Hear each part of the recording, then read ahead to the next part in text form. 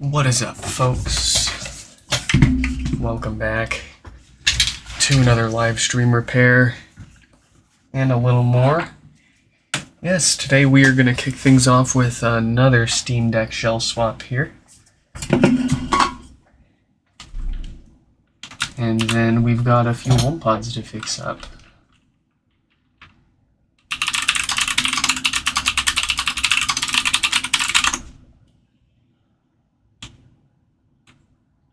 Let's see. Okay, we've let Ricky know that we're getting started. Let's get our camera focused. And here we have our Steam Deck OLED.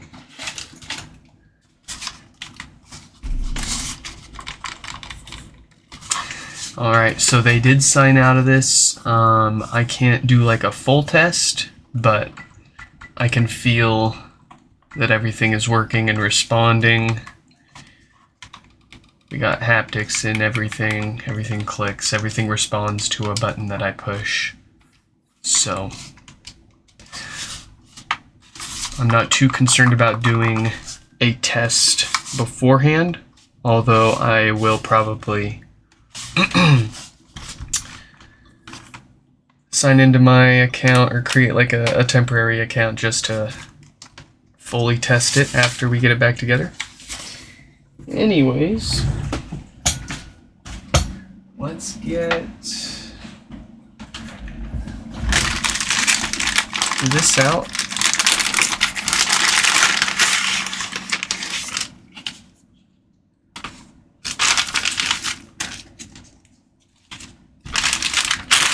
Use this as sort of a platform for our stuff here. Let's make room. I was busy trying to fix a couple of logic boards earlier. Did work.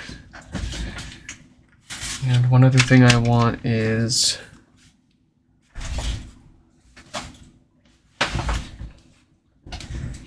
something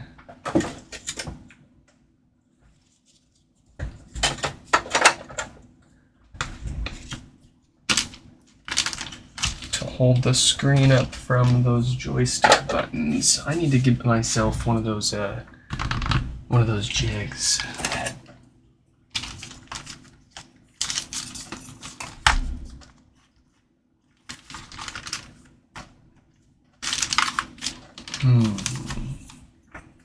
Well, I suppose I could do what I did last time, which was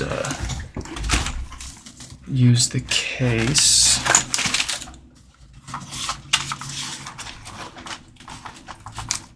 Alright, so here we go. Valve recommends putting your deck into battery storage mode. Let's do that first, so nothing comes on while we're taking it apart. Power it down. Once it's off, hold the volume up and press the power button.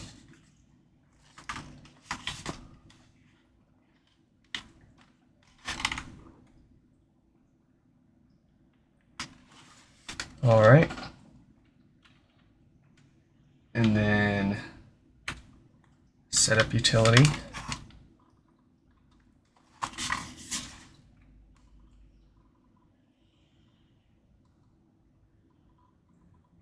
Battery storage mode. Okay.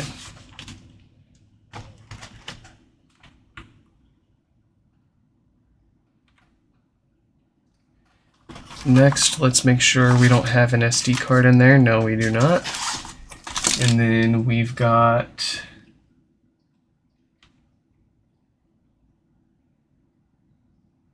does it have us remove this screen first? Oh, because this is the guide for the front shell. Okay. We'll start with the back shell. Look at that. We've got T6 Torx screws holding this all together. Just like a HomePod.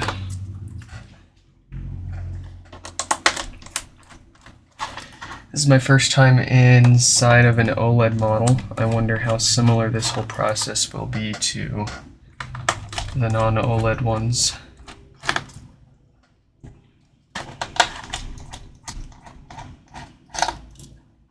How many HomePods have I fixed? Tony, what is up? Welcome to another live stream of ours. How many HomePods have we fixed? We've fixed like 3,300-ish by now. We average about 100 to 150 every month-ish. Although that might be a lot faster as of recent, or we might have had a lot more these past few months because this last holiday season was just obnoxiously busy.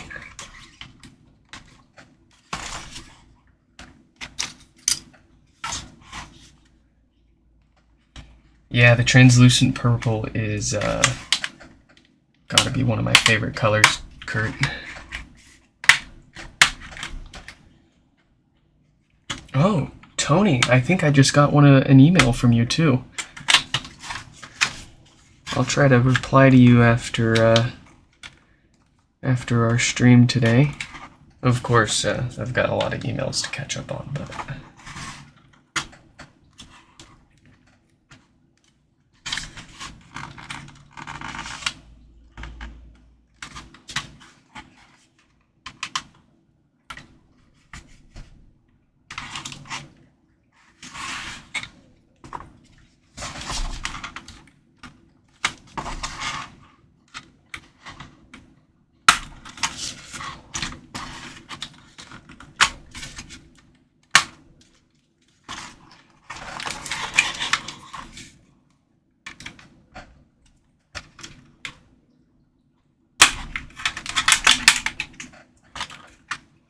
voila, we are in. And so far, I mean, everything looks pretty similar. So I imagine this is going to be a very similar teardown and swap. Okay, what have we got first here? Looks like this. Oh, they exposed the battery connector. It's turning on? Why is it turning on? It was literally in battery storage mode. That's annoying. Alright, well I guess there's no point in doing that special power mode if it's not gonna... I'm going to unplug the battery while we can. Okay, battery is unplugged. Let's get this cable out of the way because it looks like that is possibly covering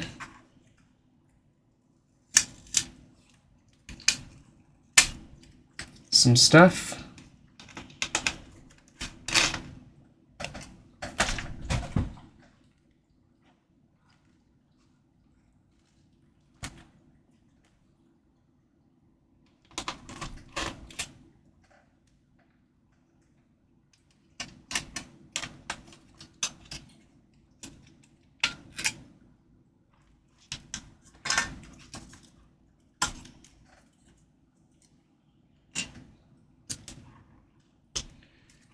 Okay, I'm going to start unplugging things here.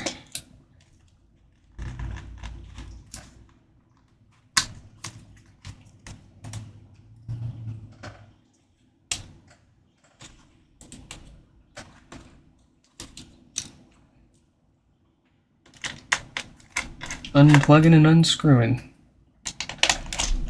Once we've done enough unplugging and unscrewing, we get to the point where we can start plugging and screwing things back in.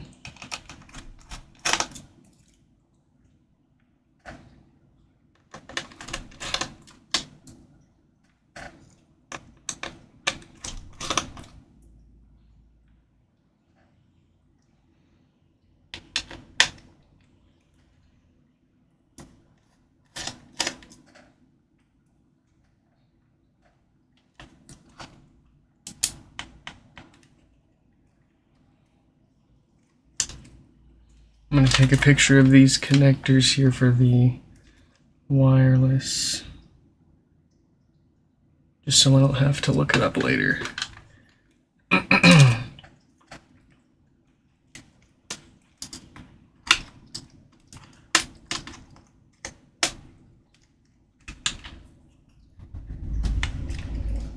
Is that really?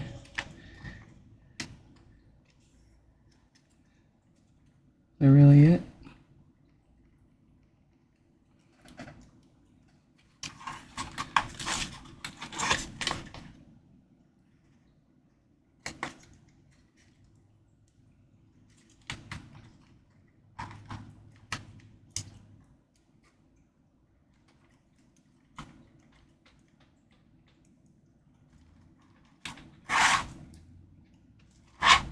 Oh, I see a connector under there.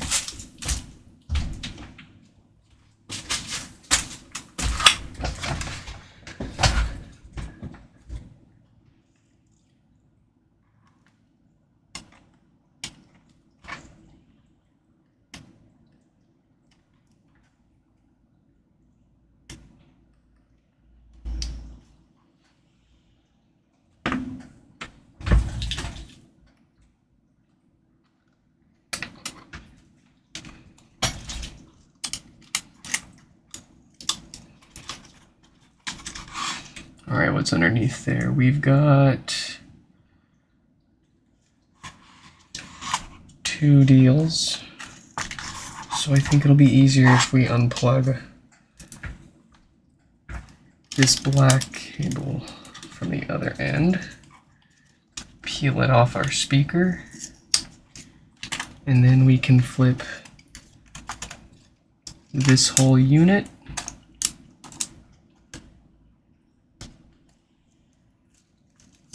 and we've got our main board out.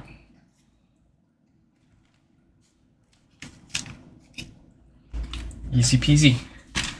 It's all pretty much downhill from here, and with that, let's give ourselves a little celebration.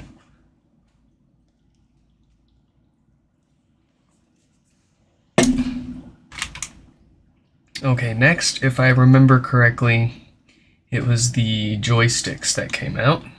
So we'll grab those.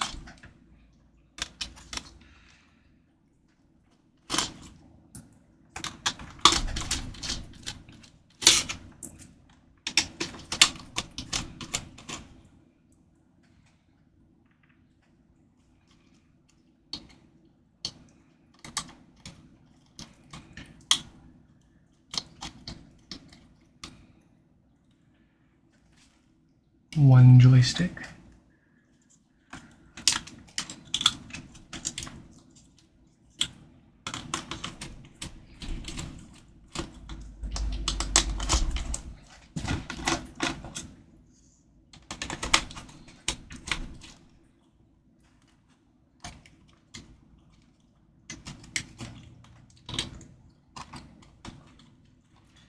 I'm going to put the joysticks in when we put this back together before I put the shoulder buttons back in.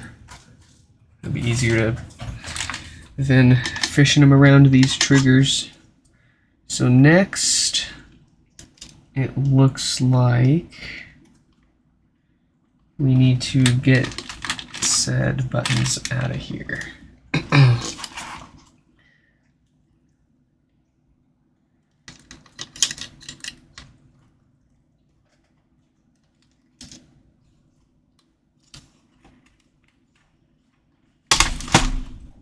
There's one.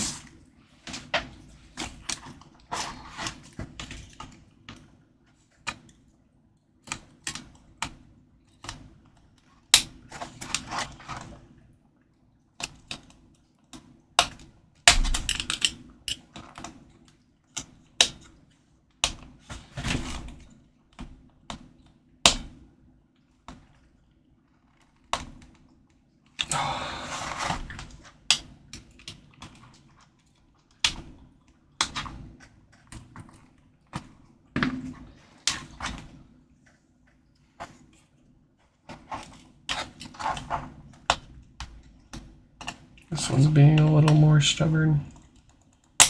There we go. Very nice. We proceed. Let's unplug things.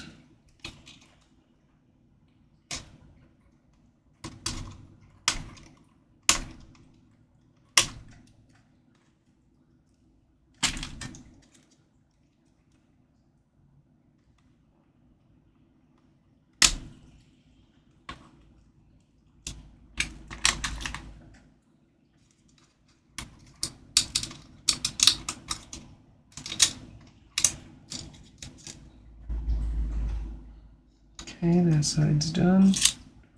This side.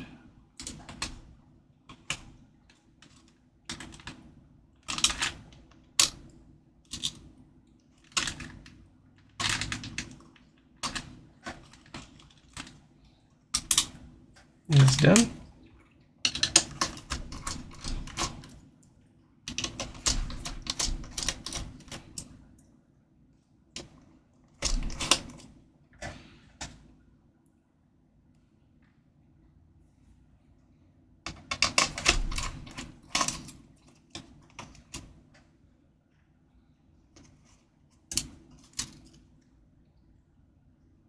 Cool.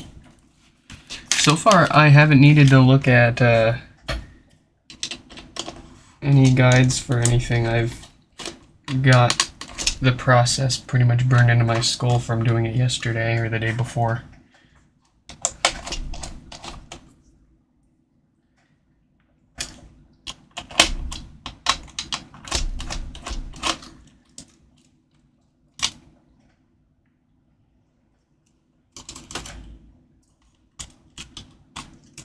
We're just taking it slow and easy in case we run into any differences or surprises. We don't want to break nothing.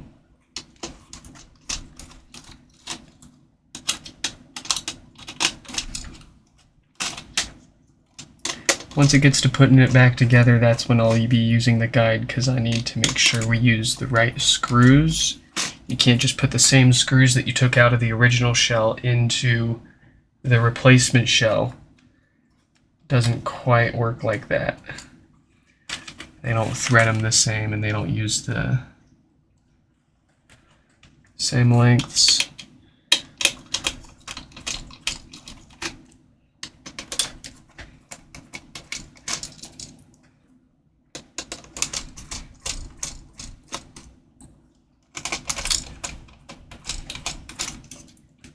Oh yeah, I suppose I should let my Discord server know that we're streaming here.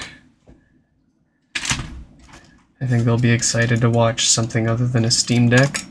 Oh, I do like. These are much easier to take out in the OLED model. The frame is not in the way. That is really nice. If I go trash on my shelf.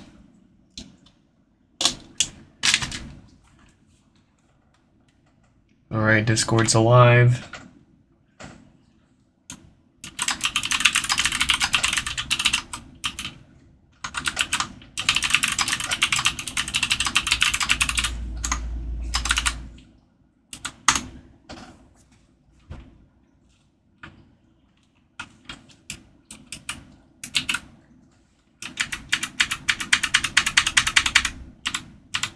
Okay.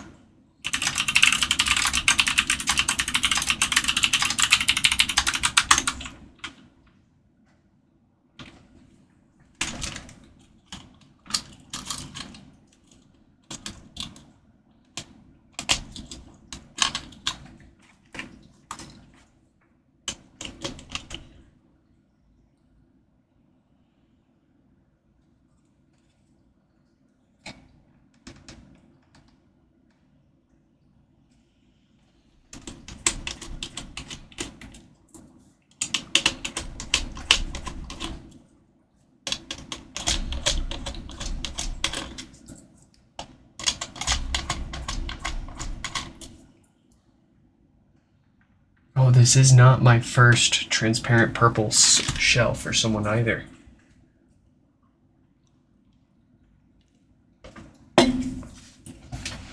Gosh, I think it was about a year ago by now, but we did a translucent purple for someone else a while ago.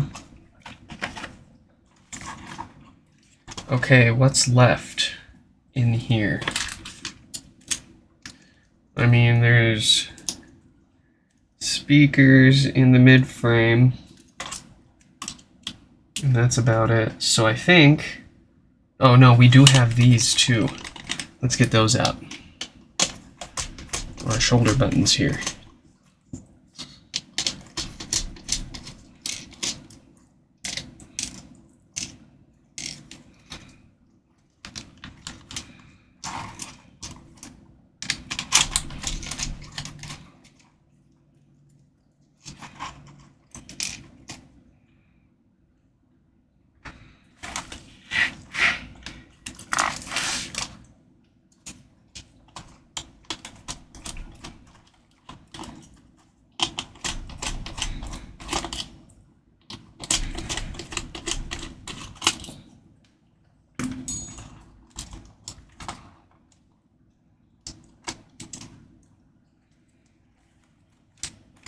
Okay. We're gonna lose a bunch of buttons here. I believe all that's left now is our precious display.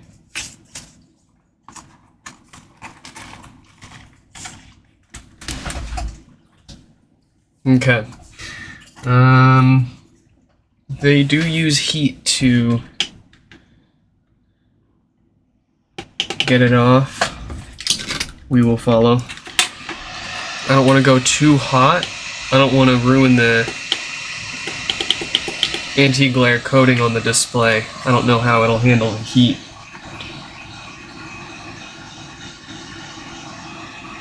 So we'll take it real easy here.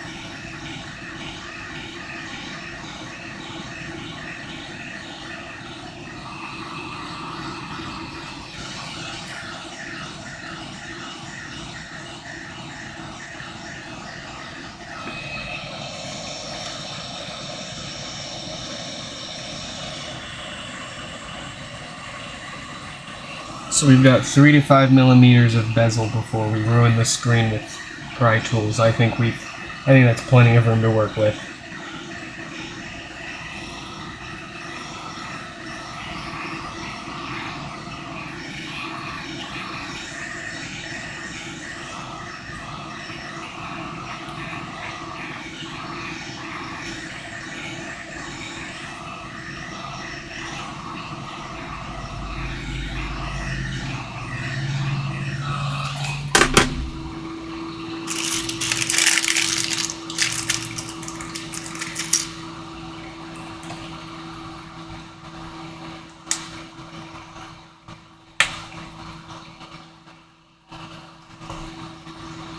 Haha, we're in. That was way too easy. Is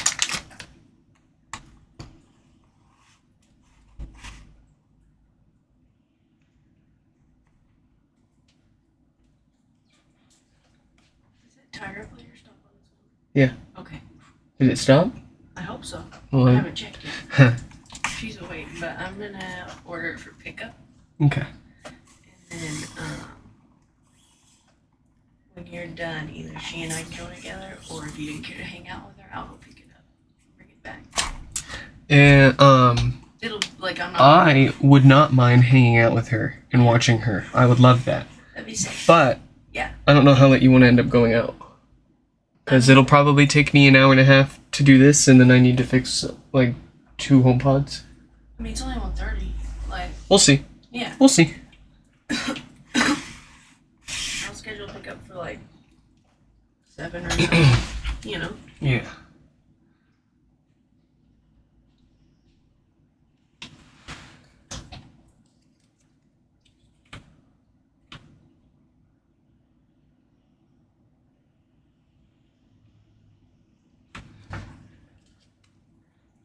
So here's my strat, folks. We put in a couple of picks to save our progress. Also, we're going in at like a 45-degree angle, so that way we're not cutting into the side of the screen. And then we'll get some more heat on here. And with the picks constantly pulling on it just a little bit, it should just kind of naturally peel up on its own here.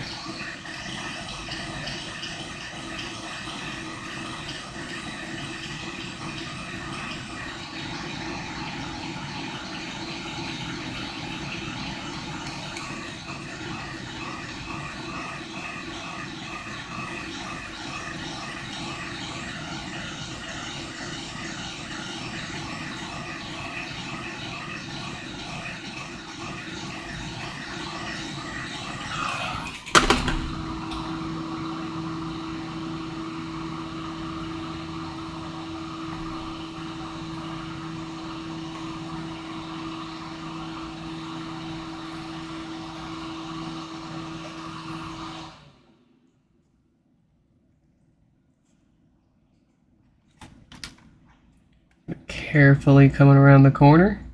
Oh, lost it.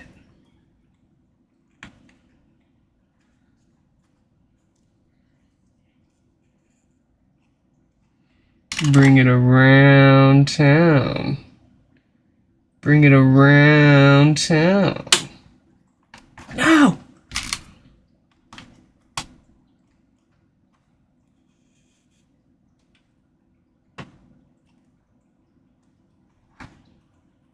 There. I've got it stuck into the corner there so we don't lose our progress with that. We'll stick that there. Let's try some of the picks that they sent us. Let's see what's up with these. Ooh, they're very nice. Very thin on the corners.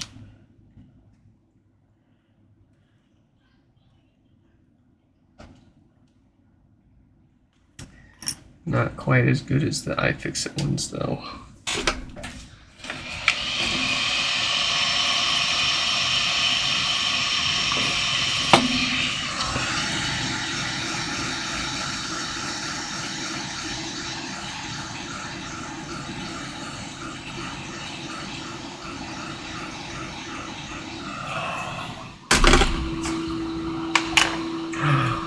My progress.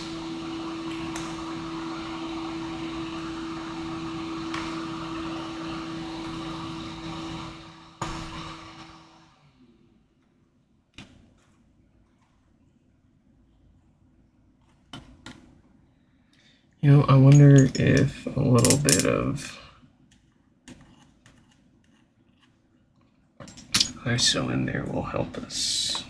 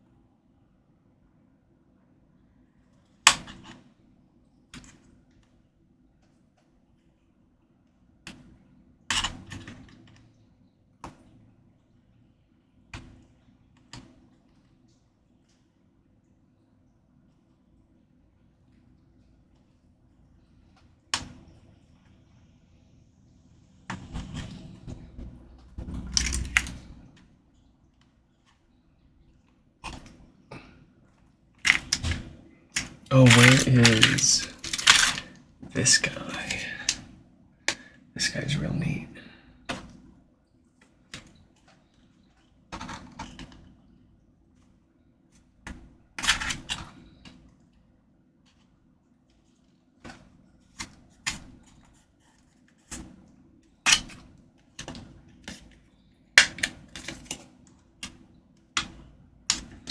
So we've got 3 millimeters. 1, 2, 3. That's just shy.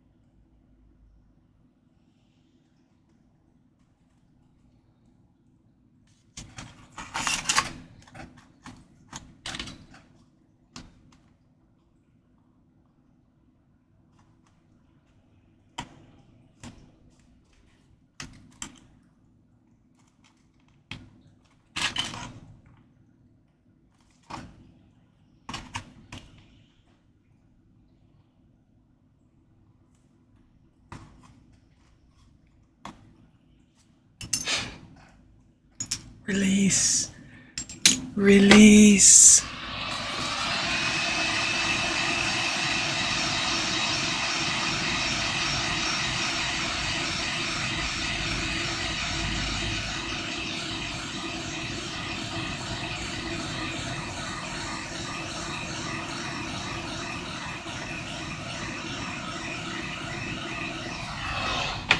I'm always nervous to use isopropyl alcohol because I don't want it getting in between the screen layers and ruining the screen. Chances are really slim, but still a fear that I have using too much. Well, let's give it a shot here.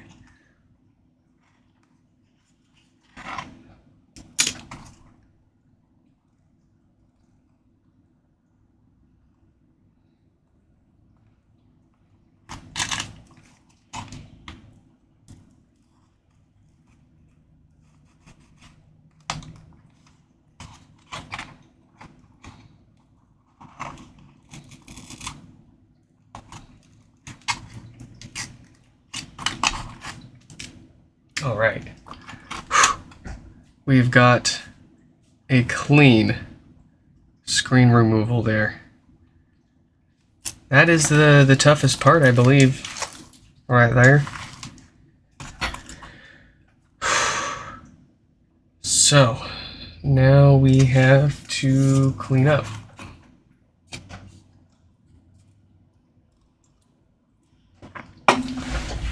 I used a little bit of ISO when we were first pulling it off, but like I was saying, I'm always nervous to use any kind of liquid on a screen in case it gets in there and ruins it. Even if it's alcohol and it dries right up, it can. Absolutely. Easy peasy. From here, it should be a cakewalk. Oh wow, they don't even put any screws on the front like they did on the last gen. So let's get the mid frame out. And we might be just about set. We'll have to peel those speakers up too.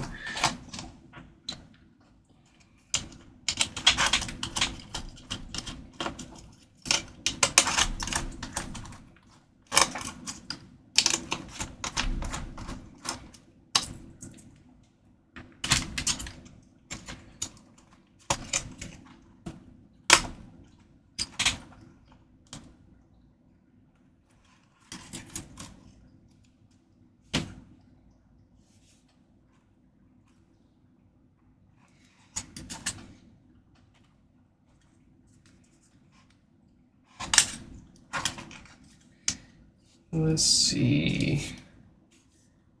I don't want to rush it.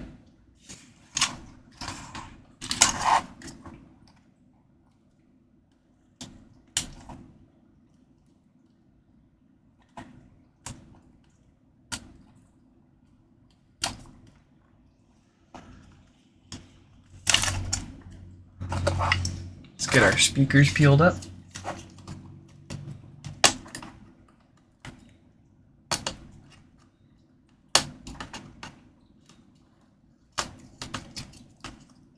Cool. Let's get this disconnected.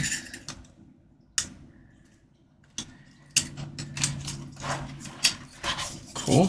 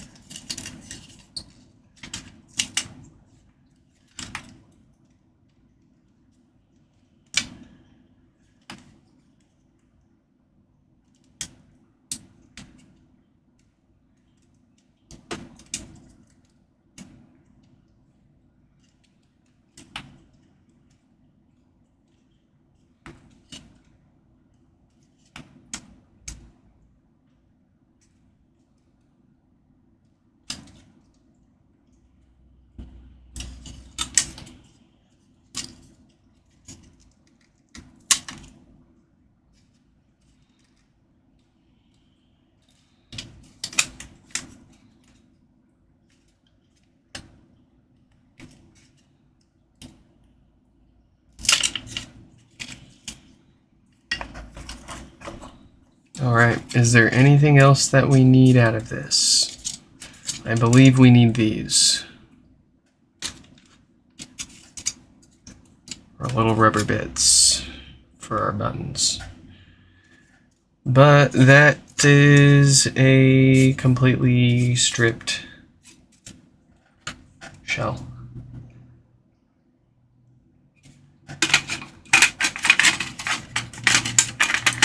Alright.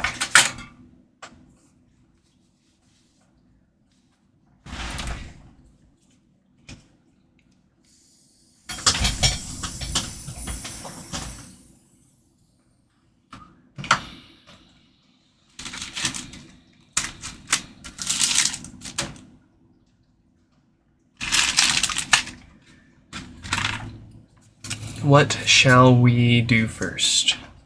Let's get the shell back in. That's the last thing that we took out, so that'll be the first thing we put in here. Oh, actually, no. We have some of our buttons to take care of.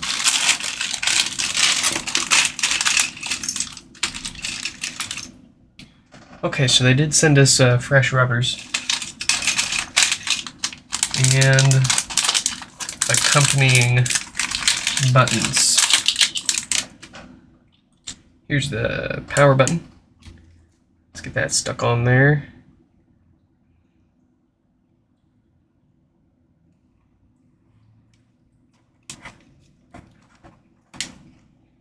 Oh, this is gonna look so cool. It makes me want to shell swap my deck every time I do one of these. I'll get to it one day. Let's see, these go in that way with the plus on the left. So we'll put a plus here, or minus here. Stick those in there. This is the fun part, putting it all back together in the new shell. Okay, those two buttons are done.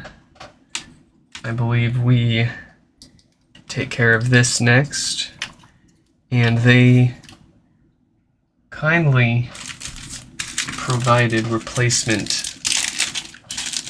screens for the speakers, so we will use those. Unlike the JSOX kit, that did not come with these, although... Okay.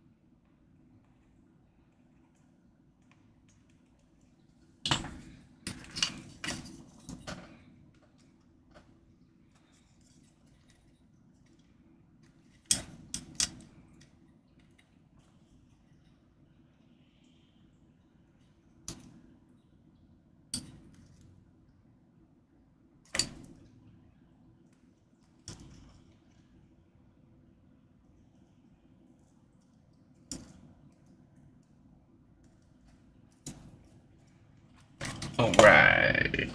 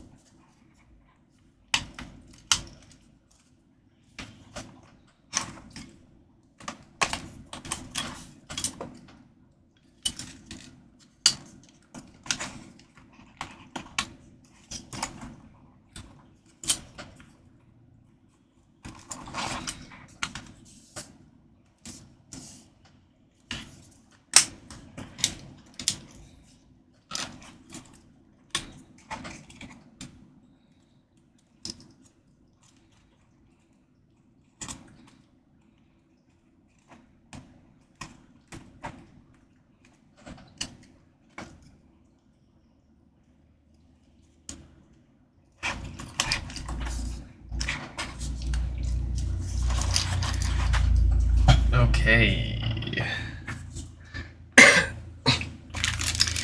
We should have a set of new screws here.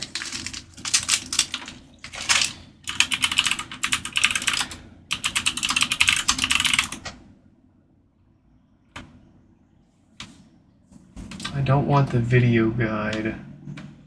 I want a written guide.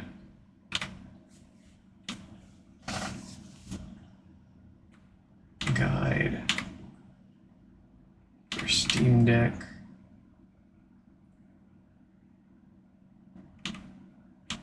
Ah, they make you watch the frickin' video. That's really lame.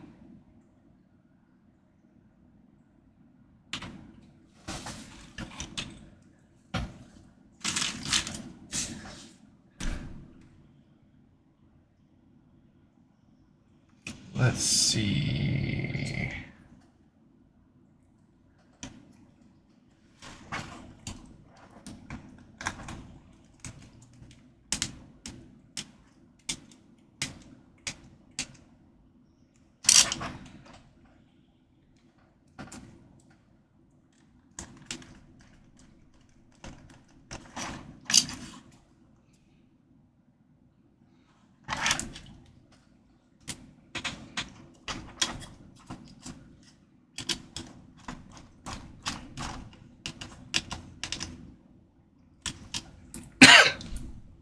Excuse me. Oof.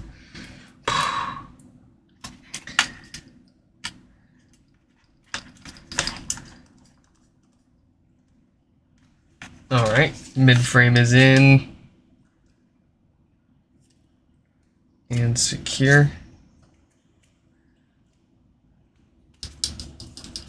Let's stick those antennas down.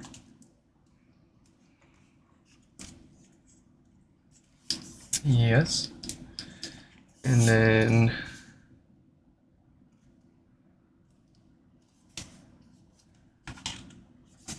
let's make sure our buttons are working. I don't have a power button there yet.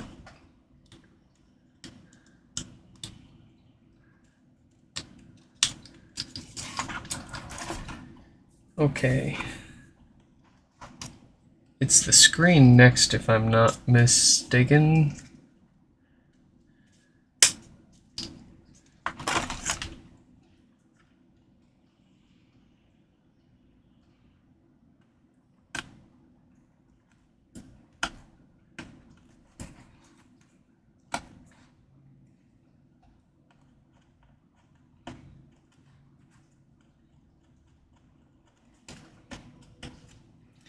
I want to make sure we get all the adhesive off so that the screen sits nice and flush.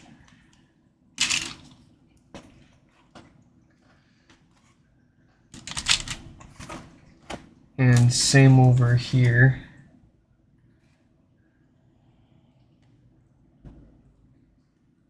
Hopefully we can just peel it all off. It's funny you say flashbacks to, or PTSD from a Microsoft Surface screen repair. This is like just like a Surface screen.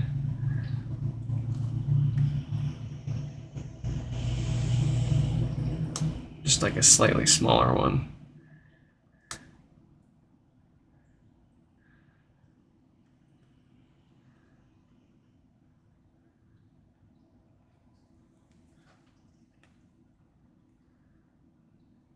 It's tempting for me to use my tool on this, but I don't want to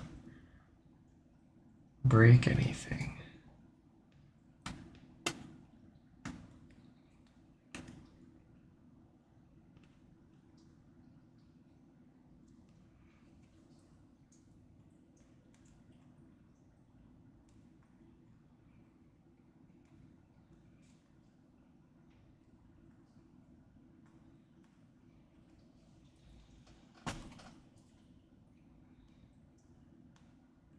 Thankfully, it's pretty much just peeling right off in one piece. You can just go around and roll it up into itself and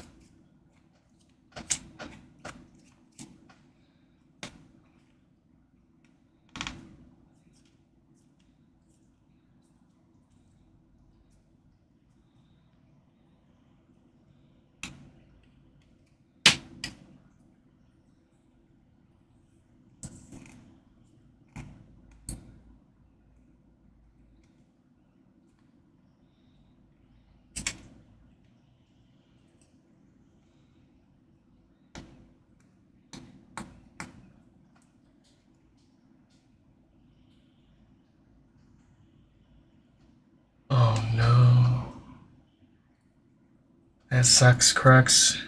Hate to hear it.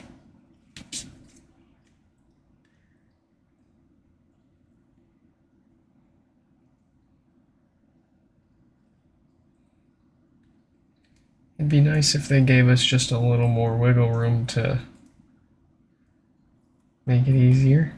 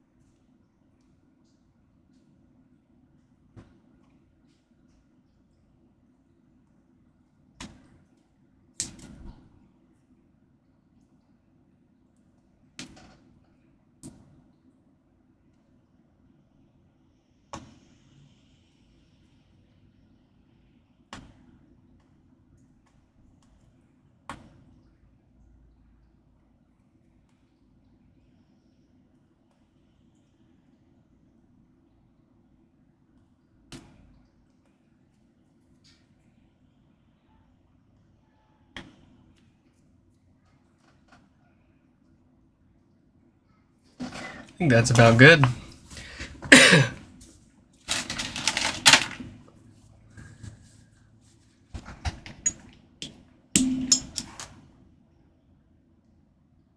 I use a little bit of ISO on a rag, we can clean the rest of this up.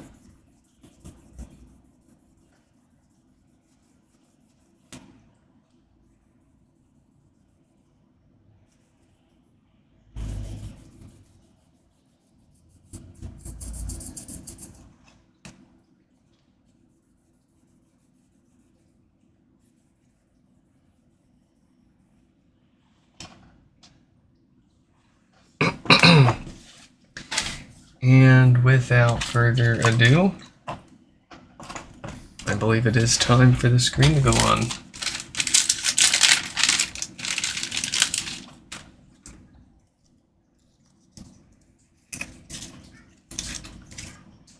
See, this looks like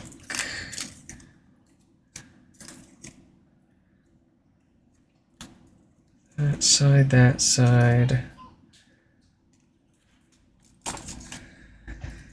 The top has notches and the bottom one's flat. Okay.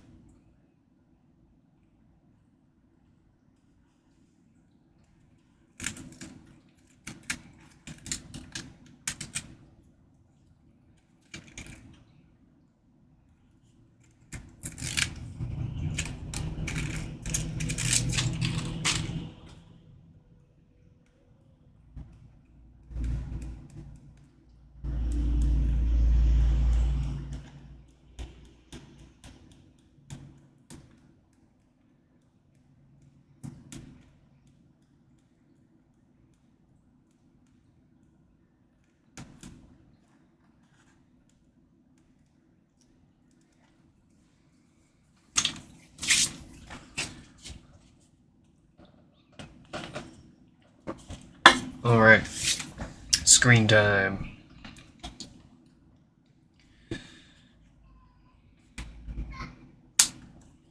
Yes, I'm feeling it. I'm peeling the plastic.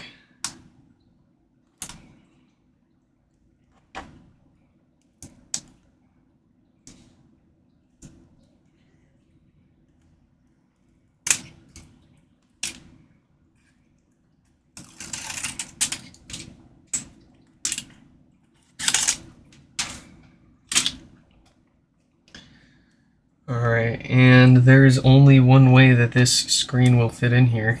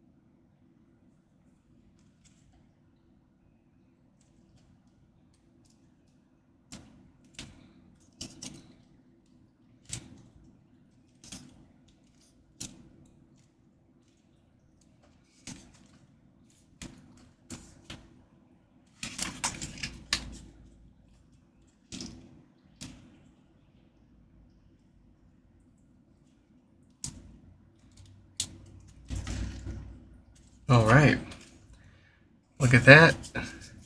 It is flush on all four corners.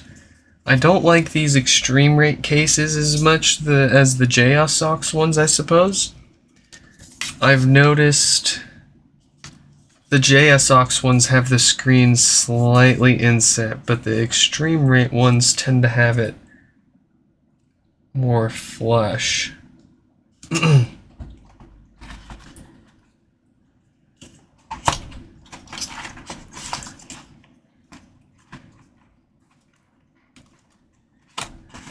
Okay, what is next? We have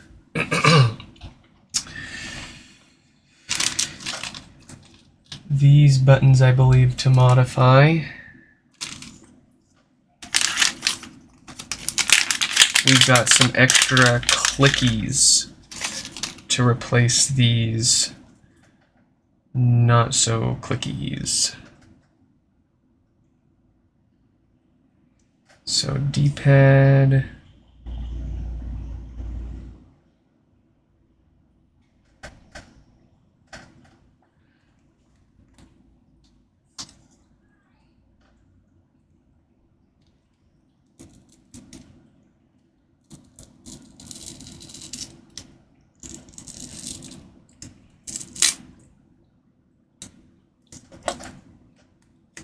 Okay.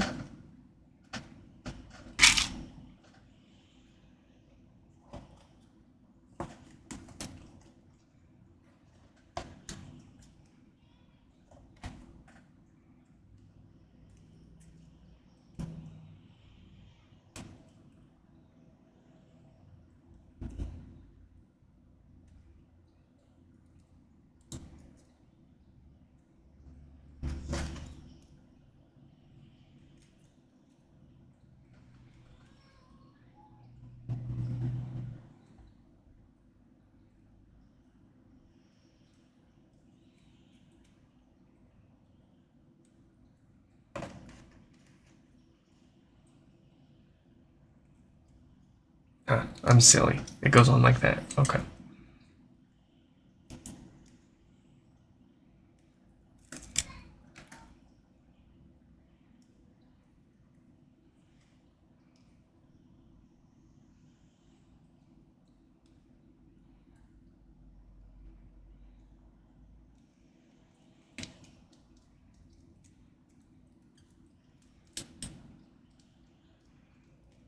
So this mod replaces the squishy button pad with some clicky buttons. It's an interesting take.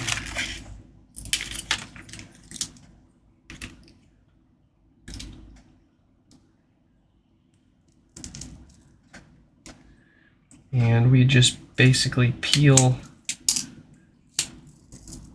the old stuff off.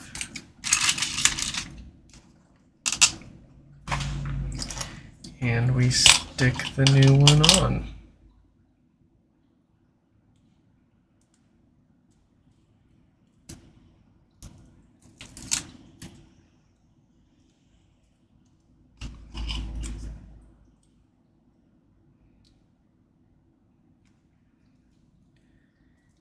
I think that is really neat. While we've got these, let's go ahead and replace those shoulder buttons.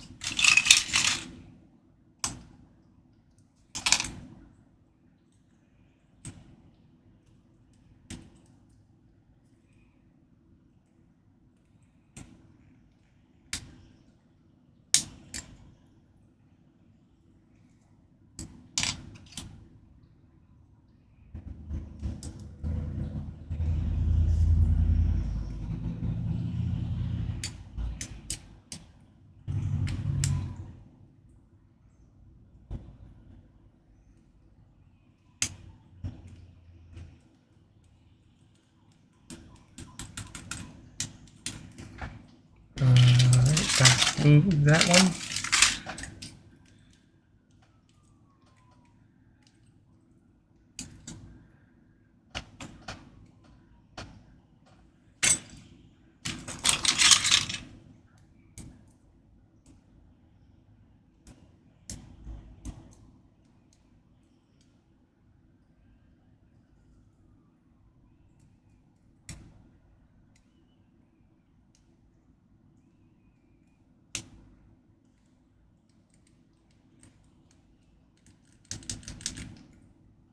Very good.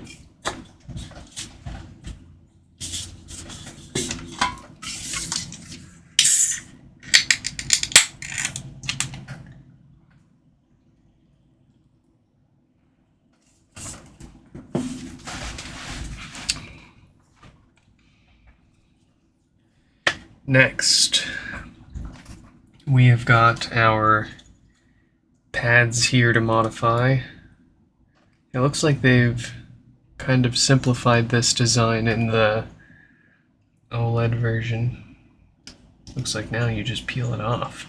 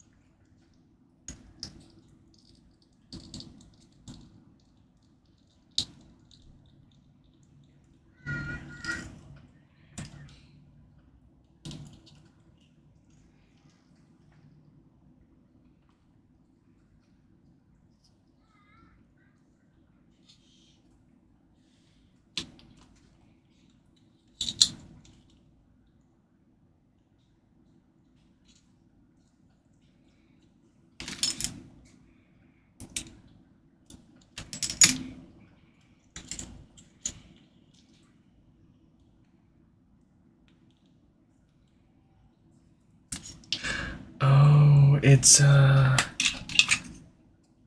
they freaking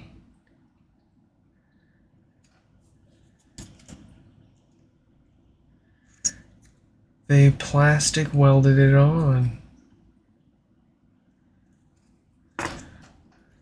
Do we have to?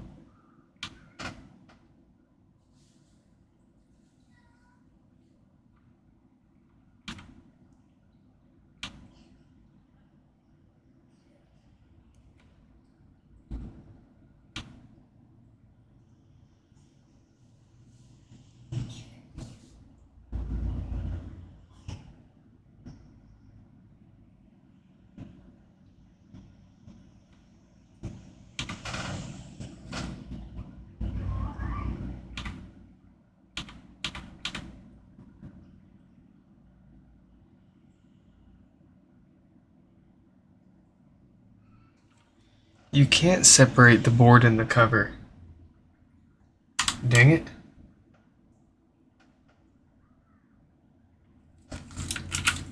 They're OLED.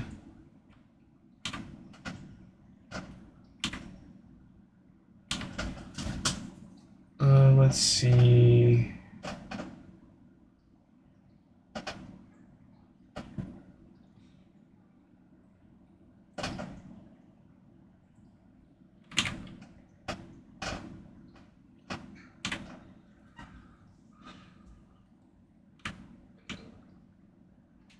Remove.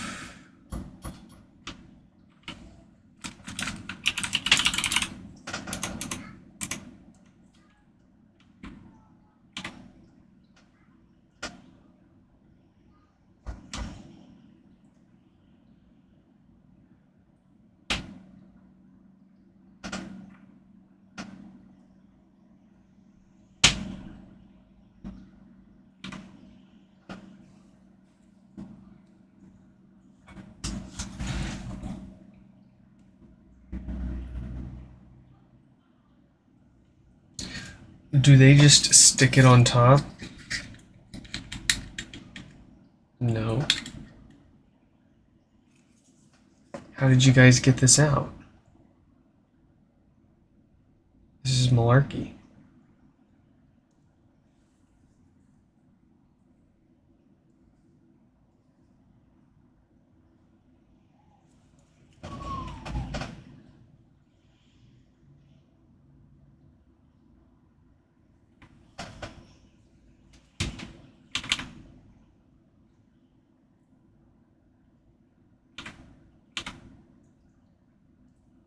Oh wow, no, they do straight up remove those.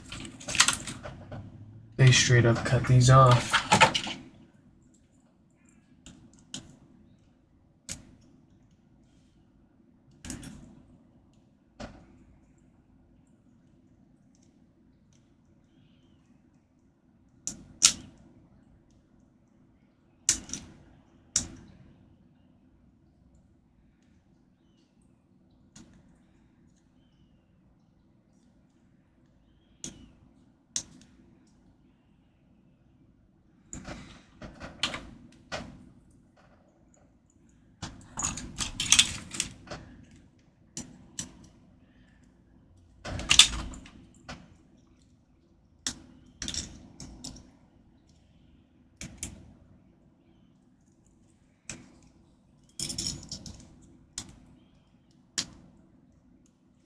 Jiminy Crickets. I am tempted to just kind of like melt these off with my iron.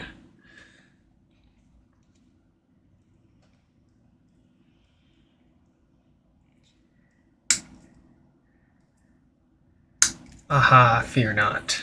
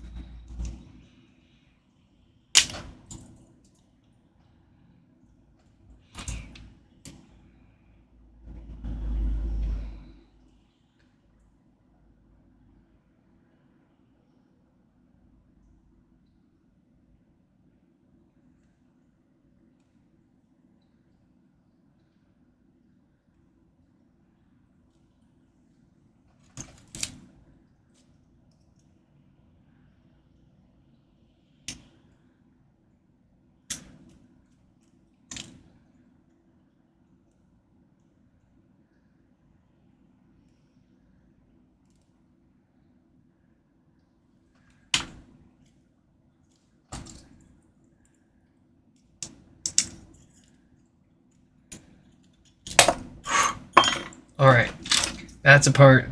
This should come right apart now.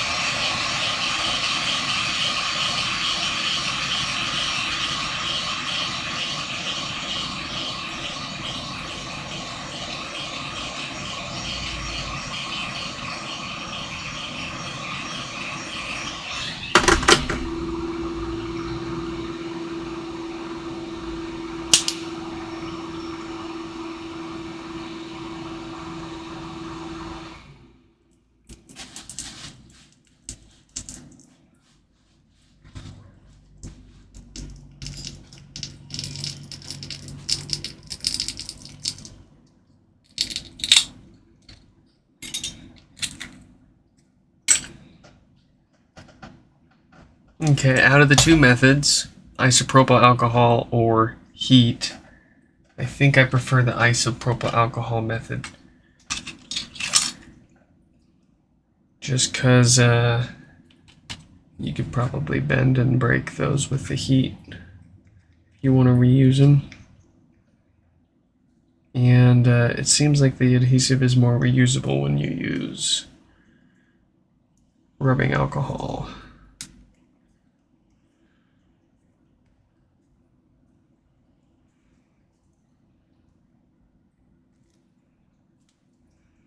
Well, I don't know, it seems about the same, really.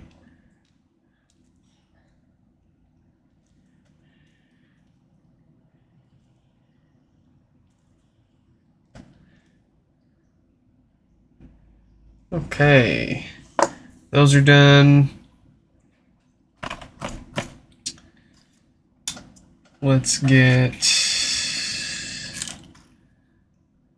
I believe we start putting buttons in and stuff. Those can go in later.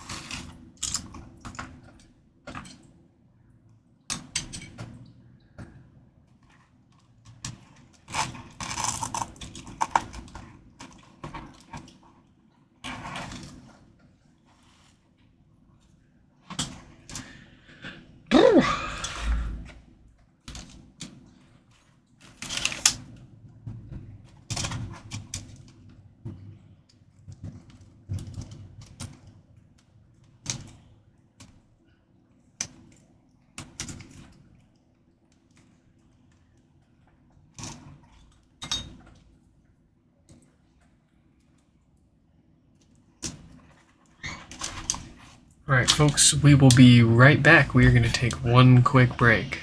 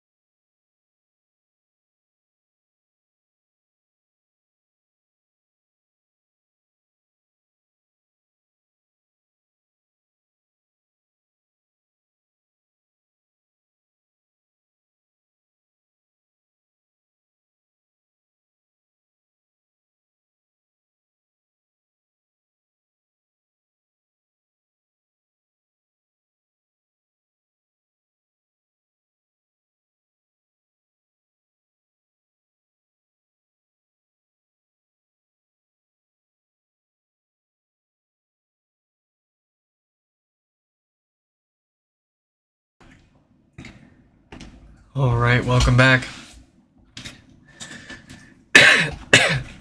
Excuse me.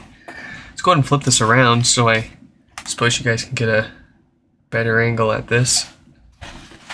And let's make sure we're putting the right screws in here.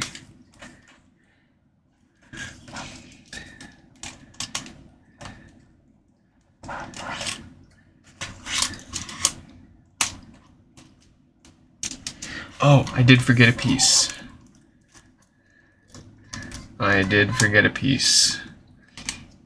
It is, of course, part of this clicky button kit to make these clicky buttons work.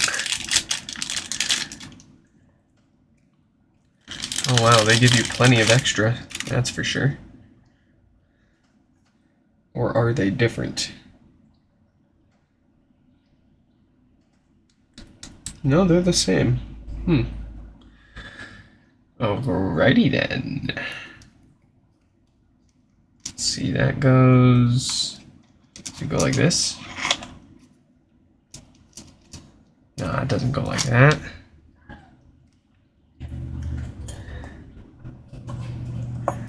It goes like this. Yes.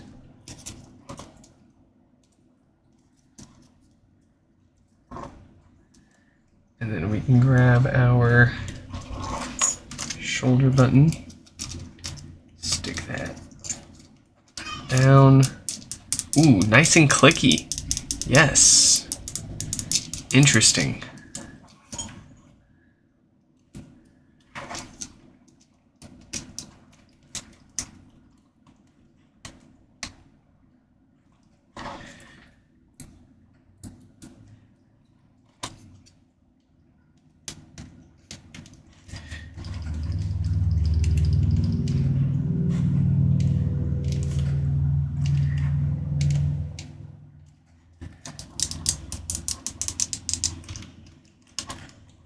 All right. Let's get the other one in.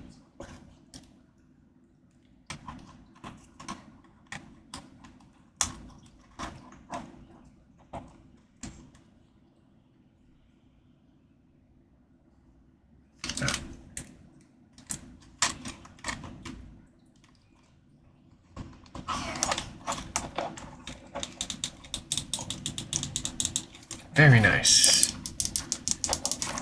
Okay. I might do that to my own. The clicky buttons.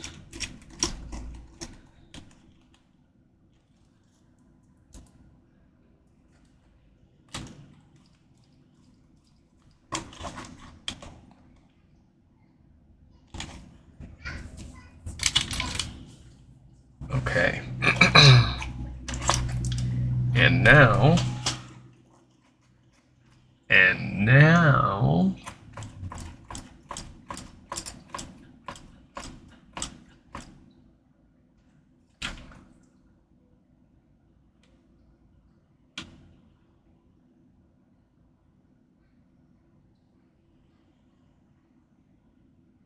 they got the whole main board in there before everything else. That's pretty crazy.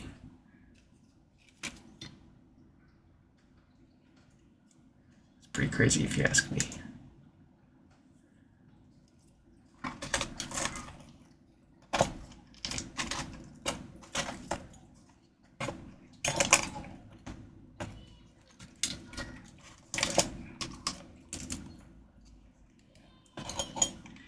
This is how we do it. This is how we do it. No, no, no, no, no. This is how we do it.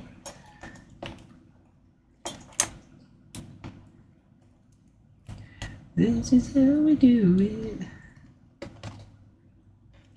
Yeah, there we go.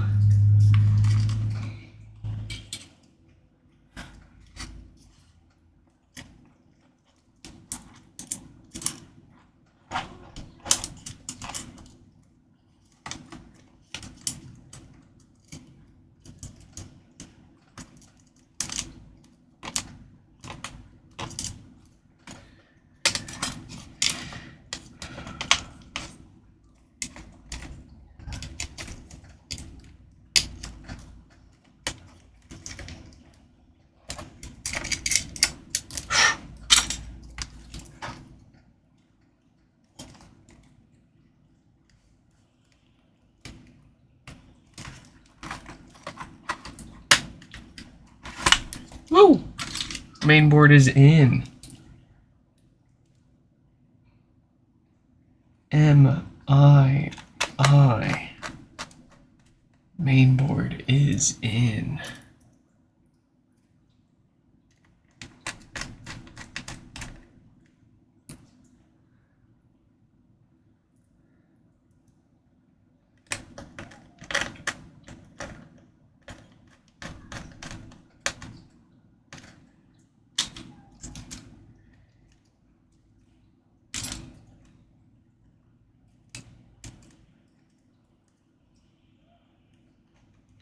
Oh yeah, what order did we have these connectors in for the radios?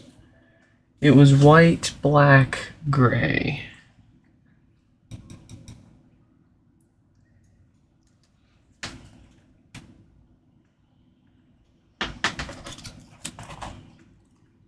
White.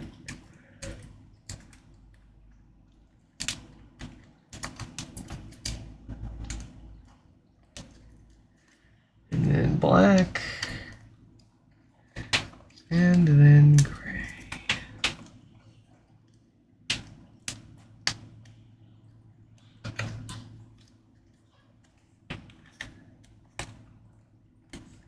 This gets tucked into there. This goes.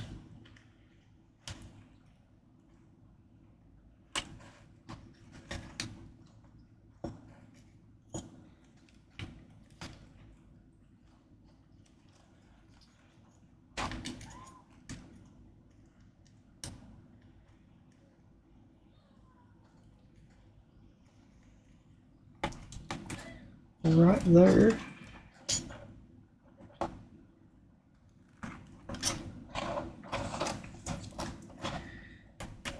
And then let's get these out of the way. Ah.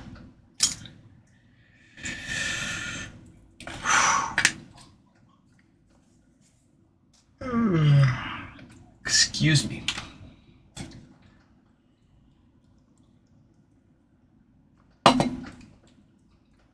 Which part should we do next here?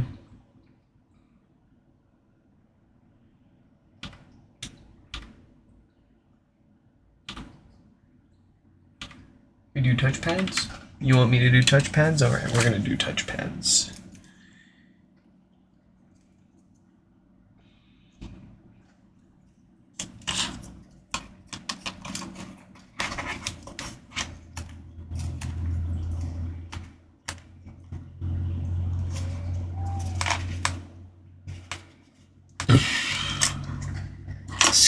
Excuse me, I'm sorry.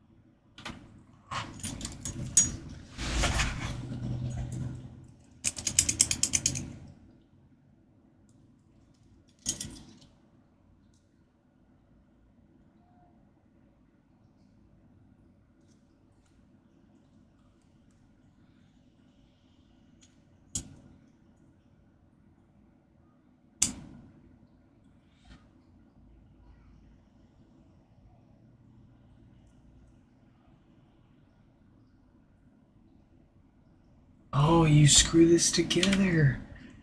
Very cool.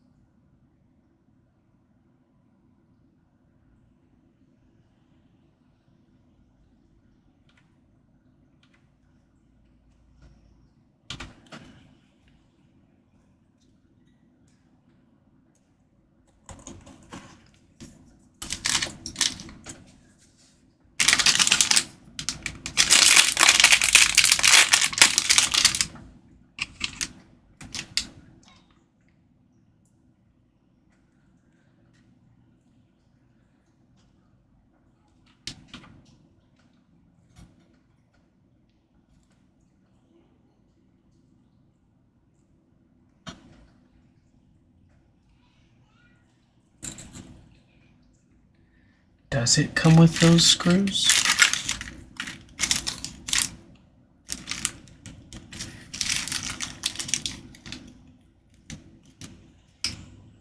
I don't think so.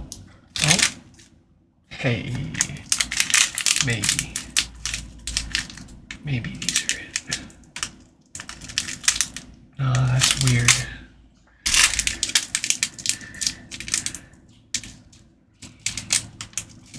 They show a Phillips screw in the guide, but these are all Torx.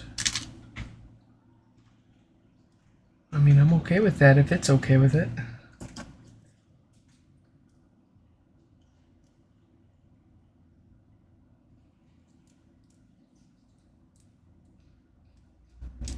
It's not these. It's much smaller. Oh, there they are. There they are.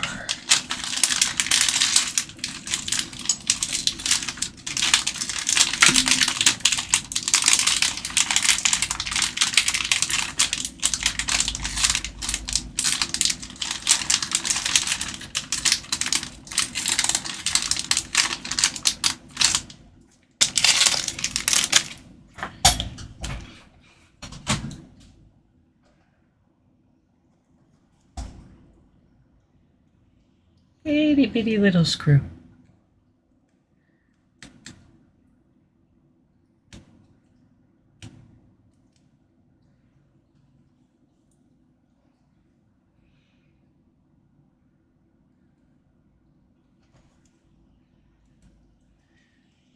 See, like Valve could have done this. They could have screwed these touchpads together, but they didn't.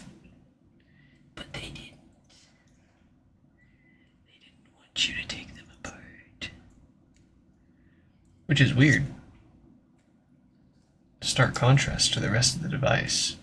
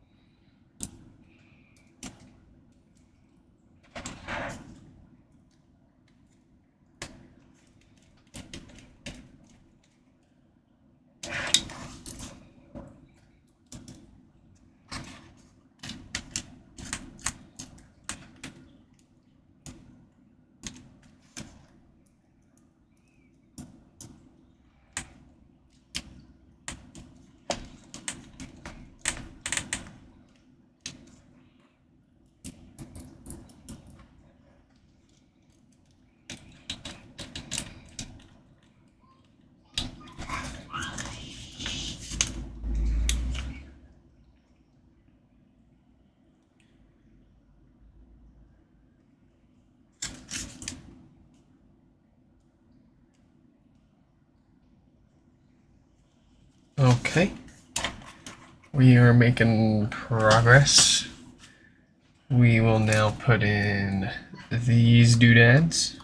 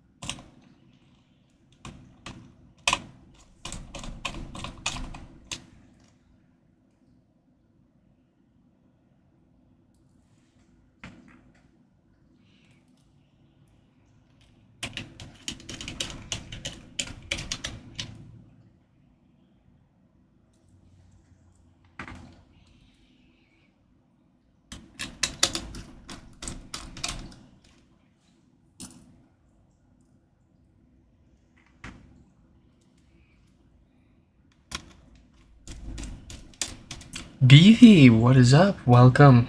Welcome back.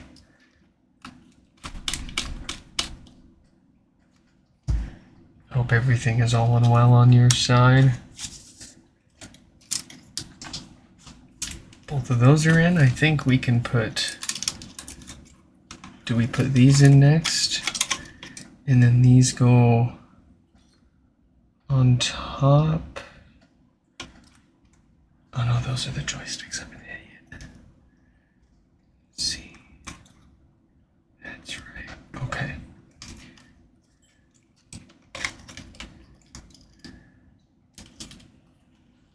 Oh no. I'm glad I caught this when I did. We gotta pull this motherboard out really quick, just a little bit, because there's a cable trapped under it.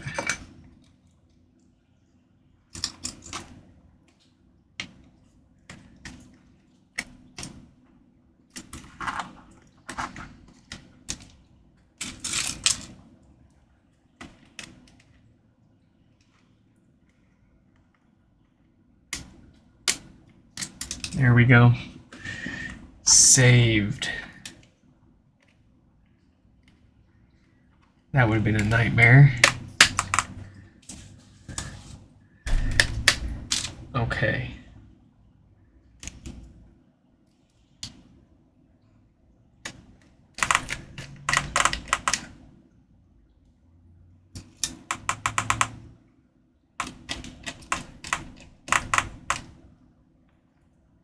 The buttons are clicking.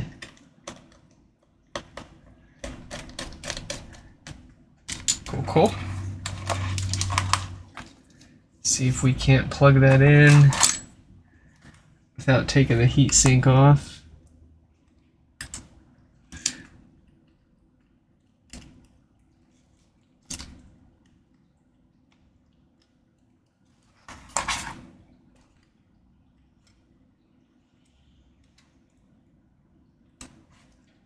I think that heat sink's gonna have to come off though. I guess it's only 2 more screws. What's the harm?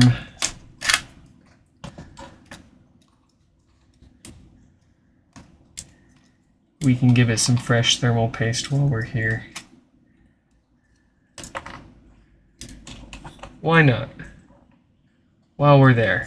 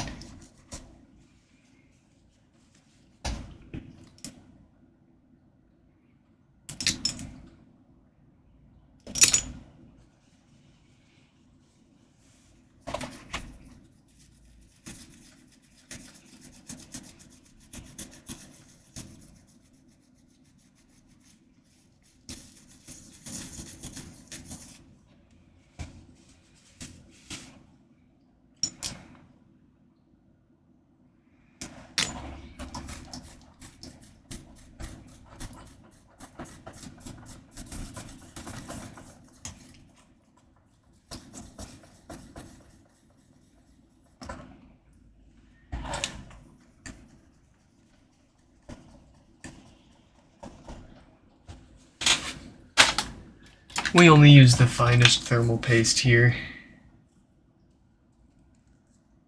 Arctic Silver MX5.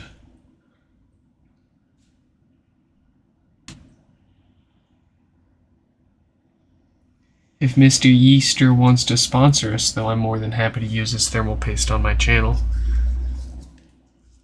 Hit me up, Mr. Yeaster.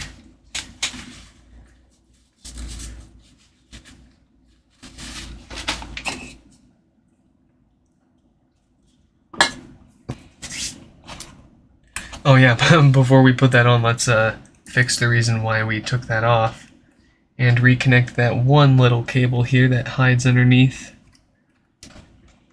Perfect. Now we can put our heatsink back on with our fan.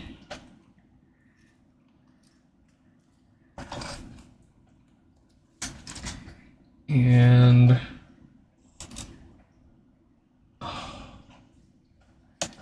here they are.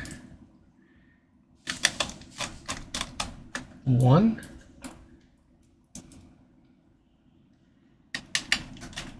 3, and I suppose, but we can't put this on until we, oh, maybe we can. We'll wait. We'll put that on last.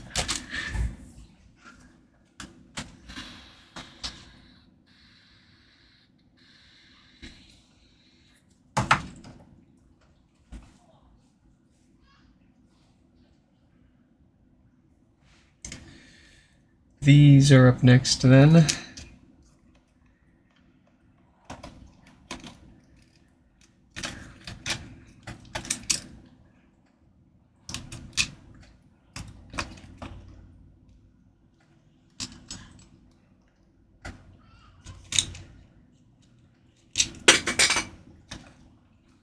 Oh, dropped a tool.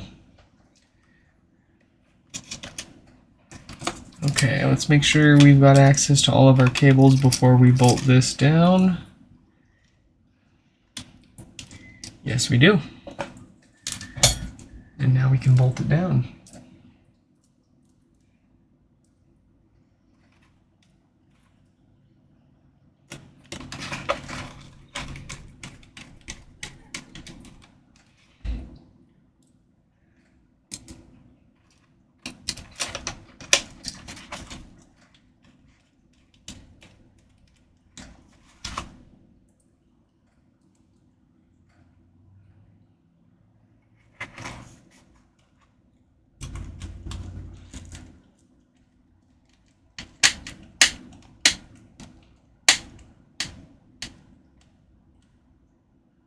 Just trying to make sure I don't use the wrong length of screw. I'm watching the other side and making sure that nothing pokes through or gets close.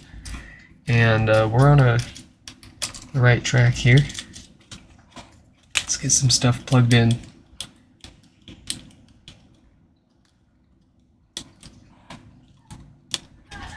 You know, these take a lot longer, and I technically make a lot less. Even though I charge more than I do a HomePod repair, I could fix, 4 to 8 HomePods in the time it takes me to do one of these Steam Decks. But I still find a strange enjoyment in doing these, even though none of them are mine. It's really cool because I get to basically test drive all these different shells, and I don't have to actually commit to any of them, and I get paid for it.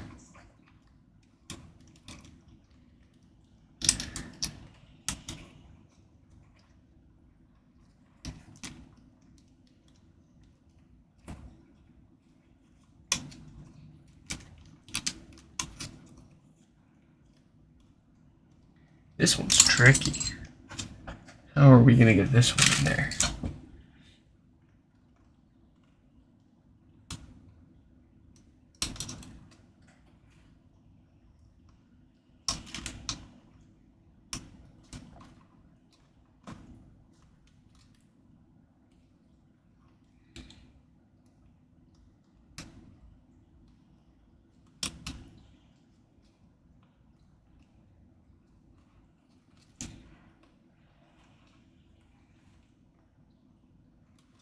Oh, we got it. I'm gonna bend this one ahead of time. Oh, they give you a tab. They give you a tab. I see it now. Okay, let's get the board on this side put in. I want to do the joysticks last because I don't want to deal with the consequences of the joysticks being on there.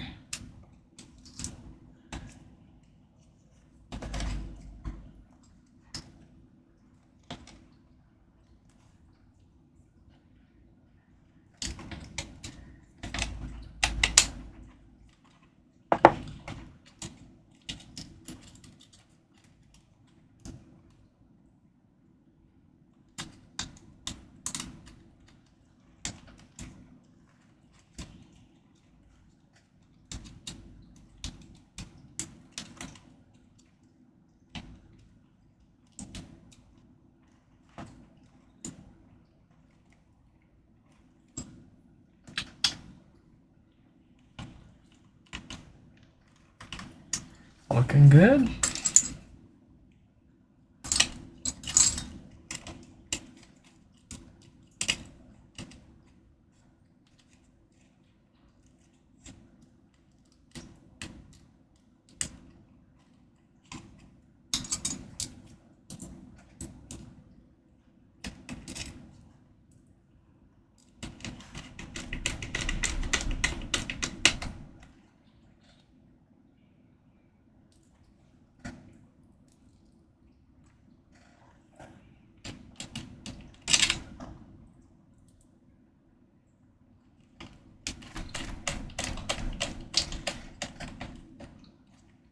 Can you make an old BlackBerry work with Android?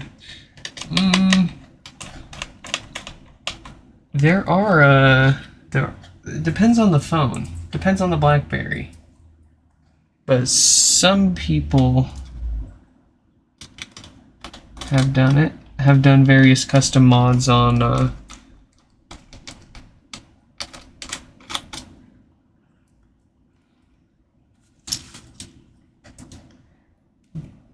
custom ROMs on BlackBerry phones.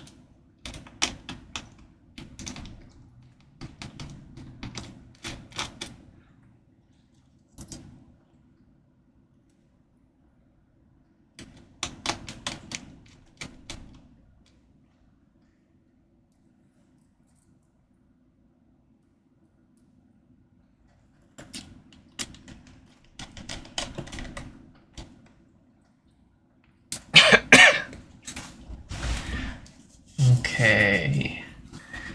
And now our shoulder, or our triggers, we might as well get those.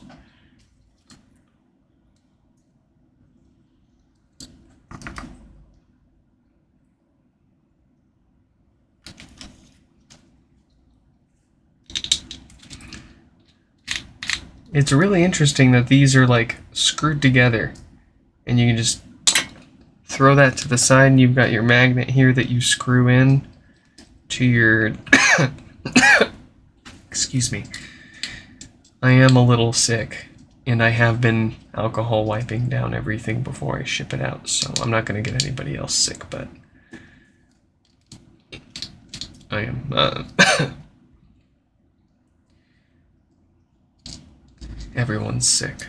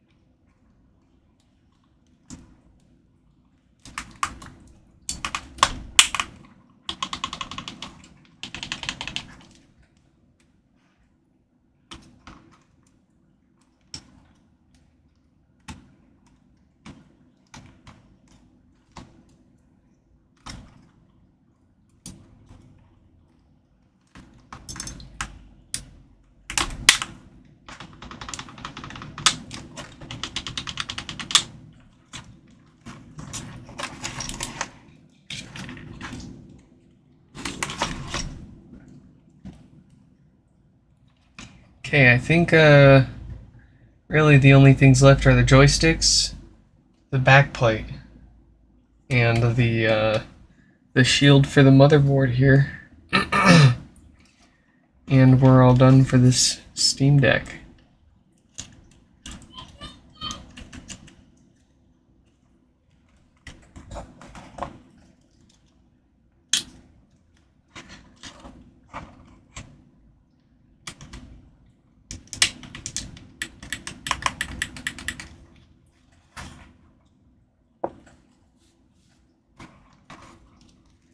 Alright, it looks like we can use the moderate length ones on these.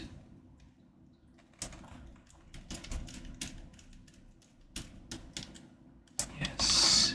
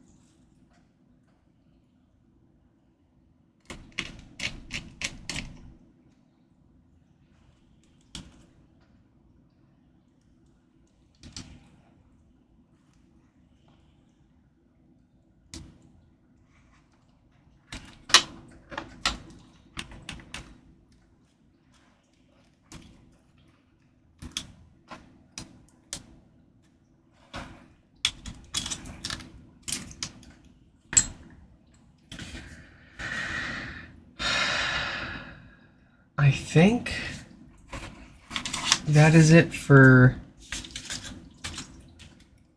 this half of our deck.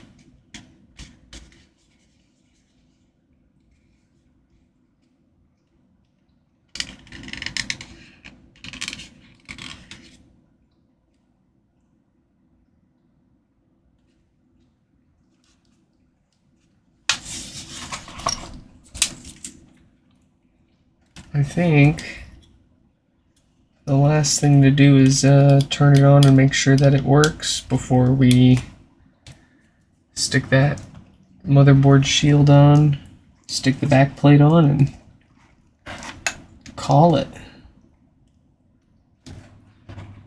Okay.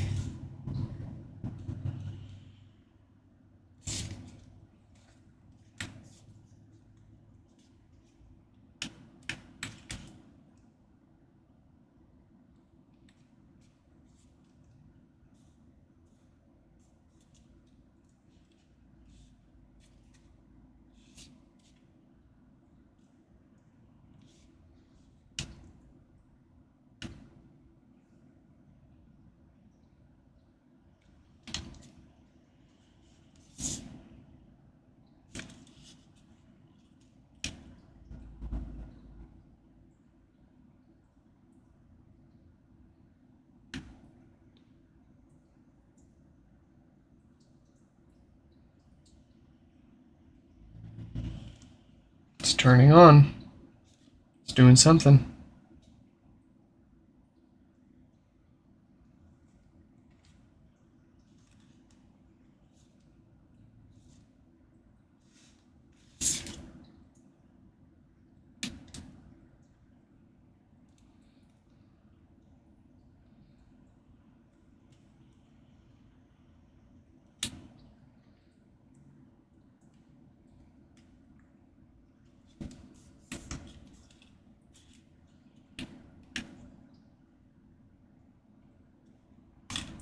There we go.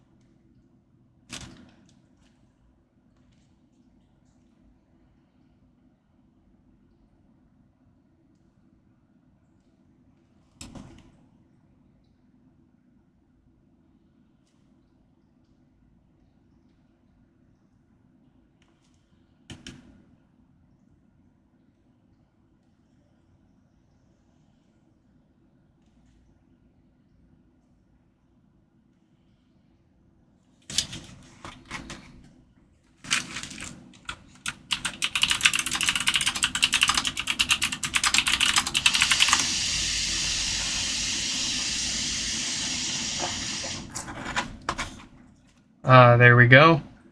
Yes, I'm always I always get nervous and impatient when I turn these on after doing all that work to them. But it is booting right up. I suppose we will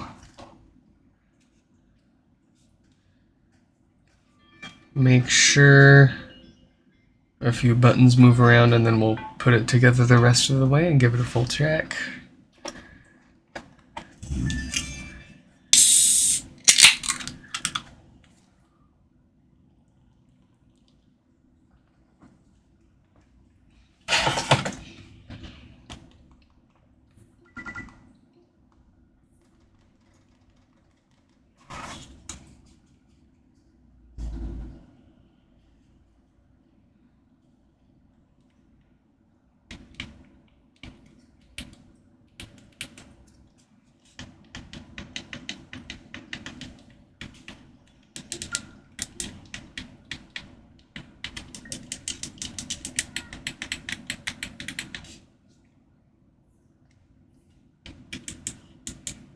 All right.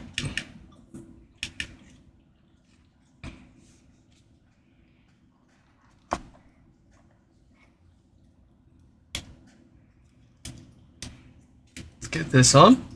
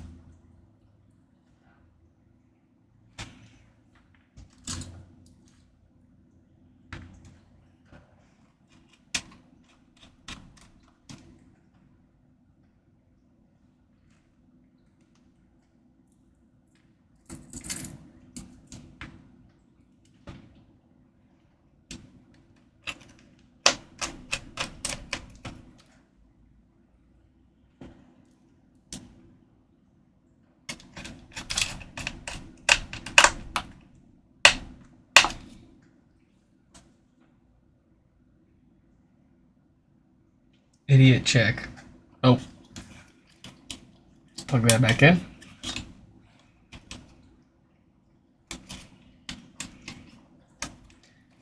Sticker back down. We got one more screw we can put in right there, if I'm not mistaken.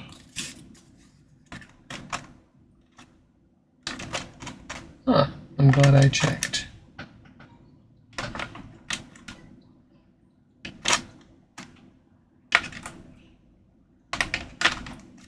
What else do we got?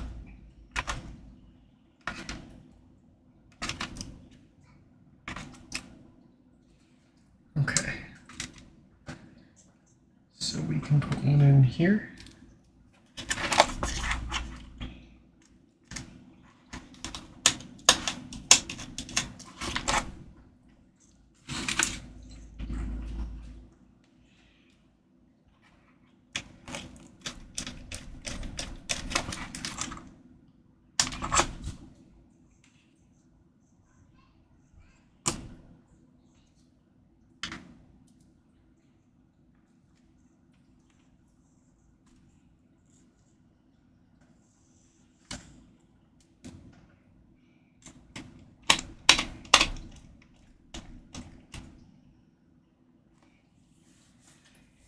And then, last but not least, we do have some buttons back here to put on.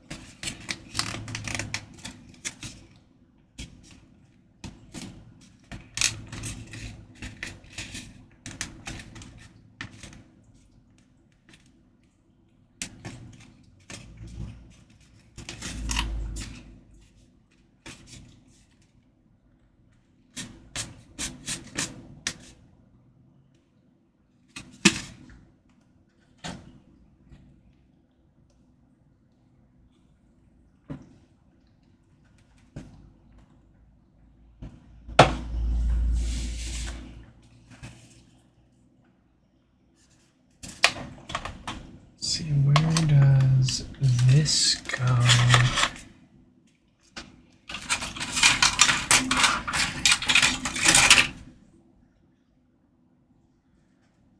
That's the only thing I'm not sure about.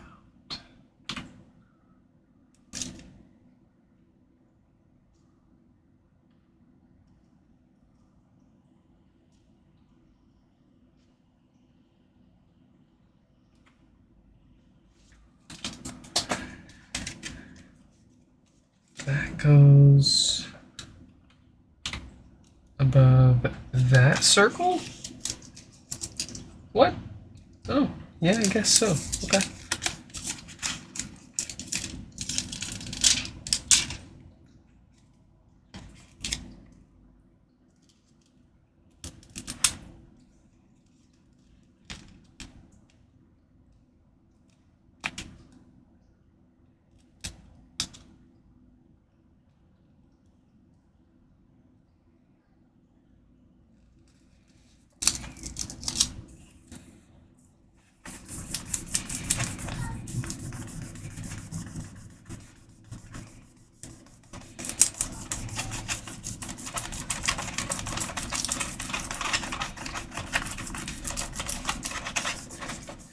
I'm gonna have to look into the purpose of this tape there. Is it supposed to help with airflow somehow? They have it there too. Weird. Okay. This is it.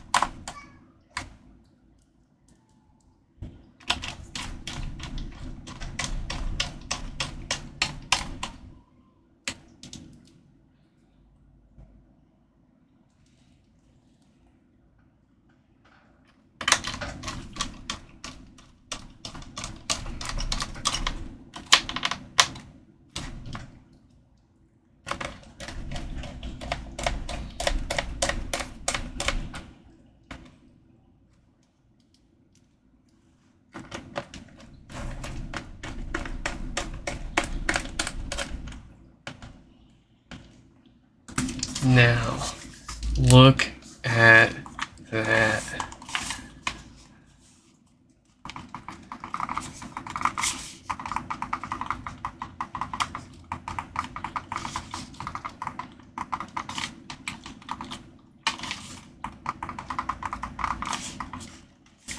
All right. What's it got for us?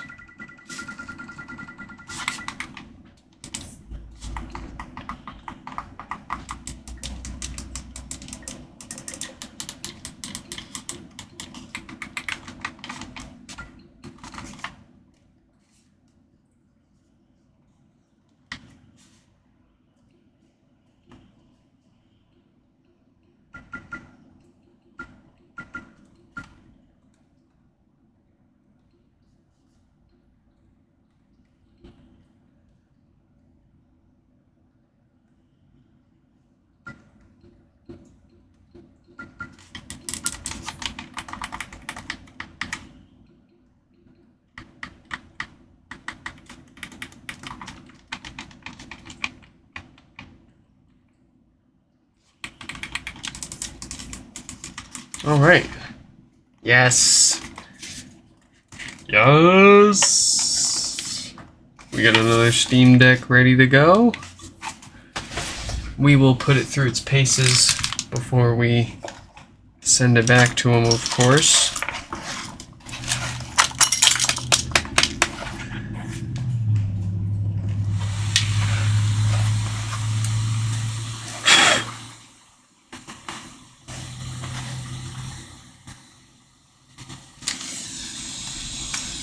That is weird.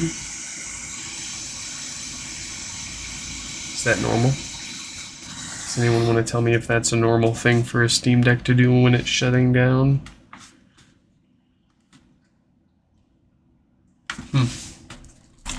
It shut down.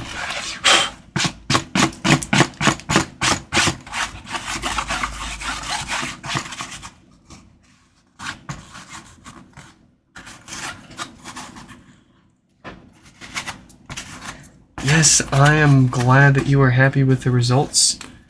The purple translucent's probably what I'm going to end up doing on mine.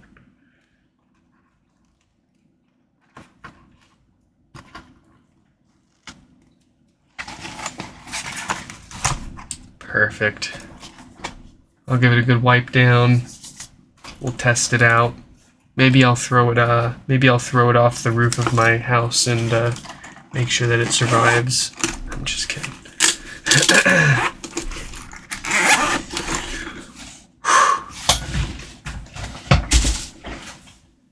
Let's clean up and let's see. Looks like we've got time for maybe one HomePod fix real quick here. And then we gotta go. Yeah, the clickies are really a really nice touch. I didn't know that that was a thing.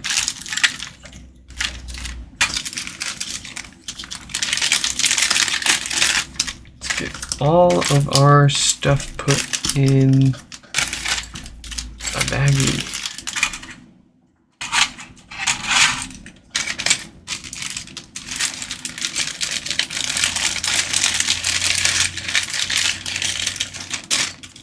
Oh, there's another grill that we can...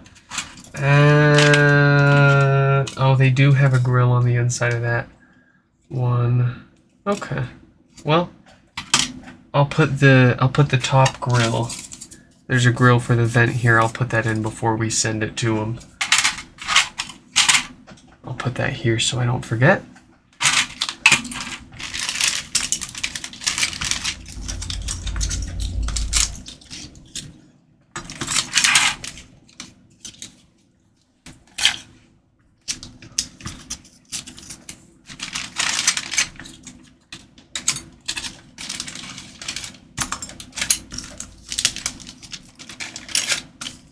You're not going to keep any of it? If you're not going to keep any of it, I am happy to keep all of it because I never know what someone's going to want to send in to me to get fixed. I never know what I might break and need in the future, and I would much rather have it take up space in my house than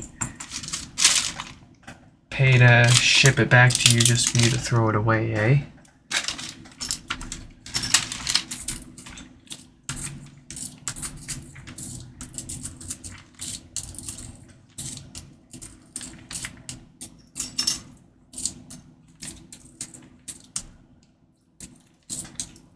It is nice that they give you like so much spare stuff in the kit here.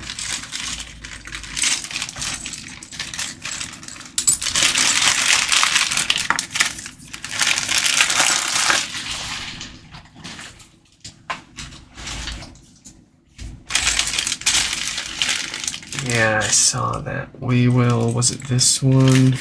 It was either this one. There was another one. Oh. It might be these ones.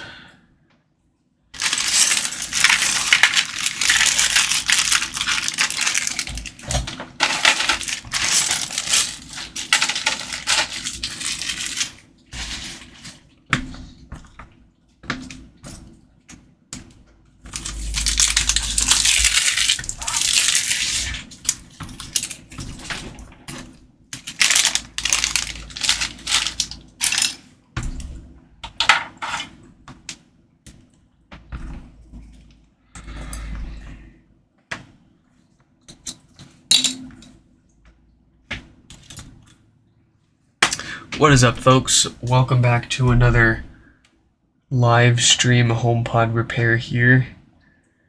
We are going to take a look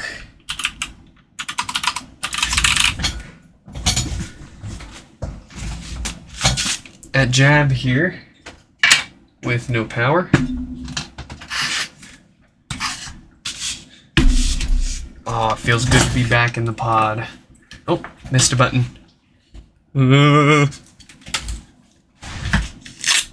must not mix.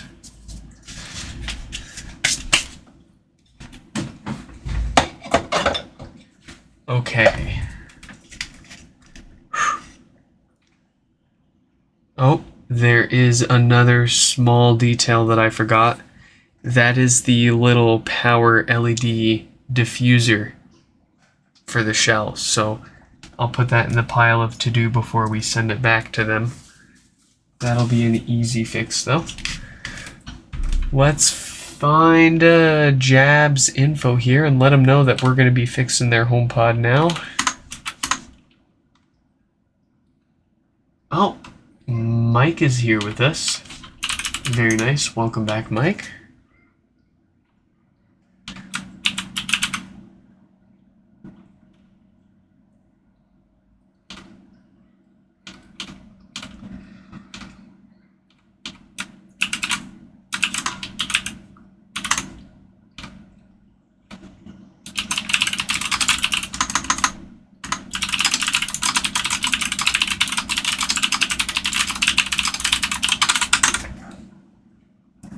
Alright. Yes, thank you for joining us for your Steam Deck shell swap. I will catch up with you after our stream today, and you can get your deck back and enjoy that sweet, clear purple case. I am probably going to order one of those now.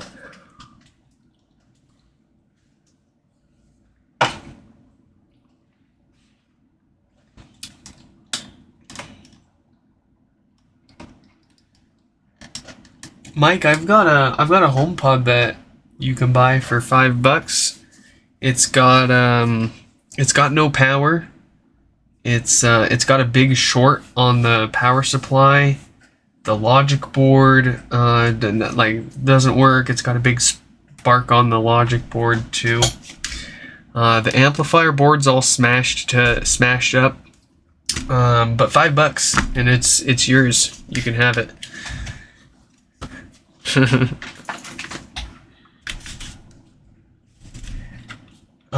It's gonna be for Mike's HomePod. That's gonna be some real HomePod Theseus right there. Like, at one point, is it gonna be not the same HomePod anymore? I think if we can at least fix the main logic board, that's where the soul of the HomePod lives. I think we can, by principle, say that we fixed it instead of just saying, well, we can basically replace all of your parts with different parts and effectively sell you a whole different HomePod. But no, I do want to, just for fun,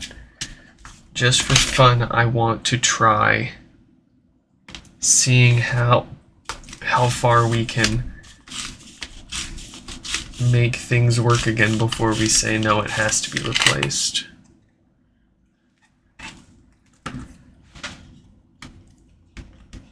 If I see hope and any obvious reason for it not to work, I am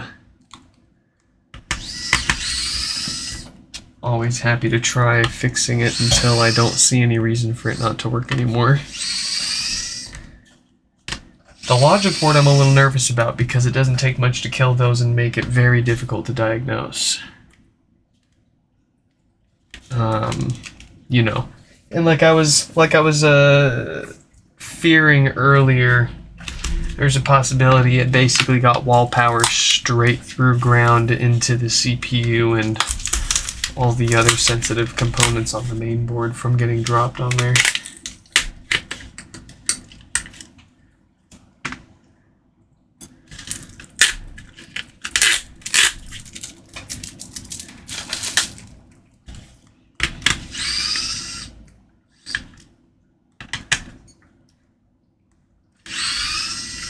Oh, yeah, just saw your question, Crux. And Mike is correct. I offer a maintenance for these, and every we get a couple every month that people send in that are working just fine, that they want to have taken apart and maintained, so to say, to prevent most of the issues that these things get sent in for. On the flip side, what I tell everybody about thinking about like maintaining their HomePod or getting their HomePod fixed or whatever is if your HomePod is working fine, don't worry about it. It'll cost the same amount of time and effort and money to take apart a perfectly working HomePod and prevent the common issues as it would cost to simply wait if and or when any issues do occur, and to have them fixed when that does happen. It's same effort. If you try to prevent it or wait until it happens. So might as well not spend any money and worry about it. Chances are your HomePod has it's full of good parts and it won't have any problems for quite a long time.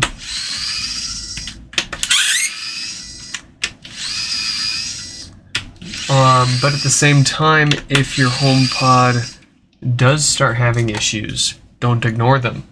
If it's not turning on anymore, unplug it, and don't plug it in and leave it plugged in and hope that it just turns itself back on.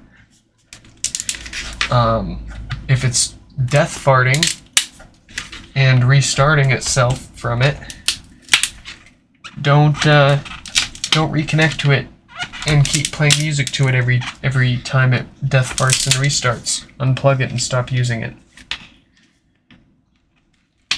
Death farts in particular tend to cause a lot of extra damage. Not when they occur, but if they're ignored.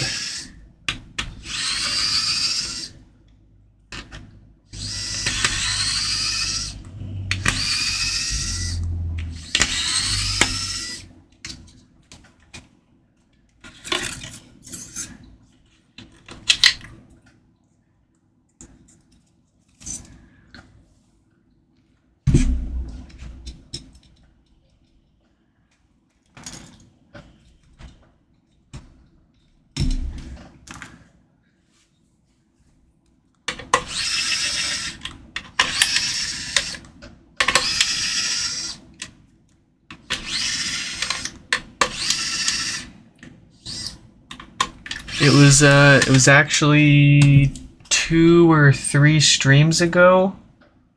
We had somebody send 2 HomePods in that they just wanted maintenance on, and replacement meshes on both of them. It was an interesting repair as far as my books are concerned and what people normally send these things in for. 2 space gray, perfectly working HomePods. The only problems with them is the mesh on them had a very slight defect. And they wanted to send them in and have us rip them apart and replace the stuff that normally fails.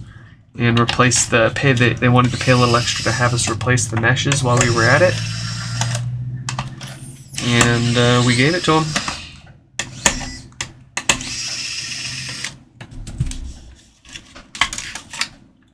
I try to tell people don't worry about it unless you really wanna, and they were just one of those people that really wanted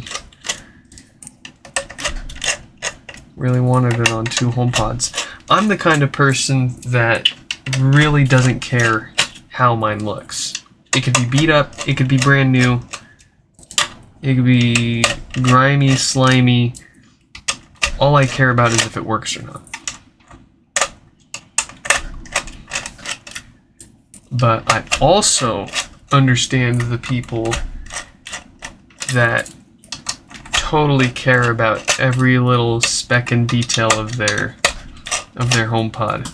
When I bought my very first HomePod for myself, I was real careful with it.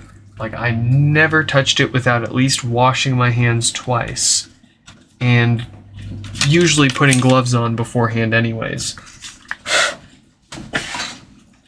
I dusted it off every other day. Like, I was really particular about trying to keep it clean and nice.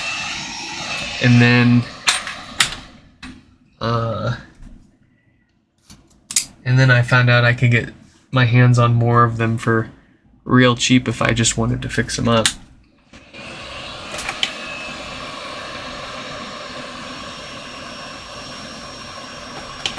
That was until some jackwagon went on YouTube and started sharing a whole bunch of info on how to fix these, making it look so easy.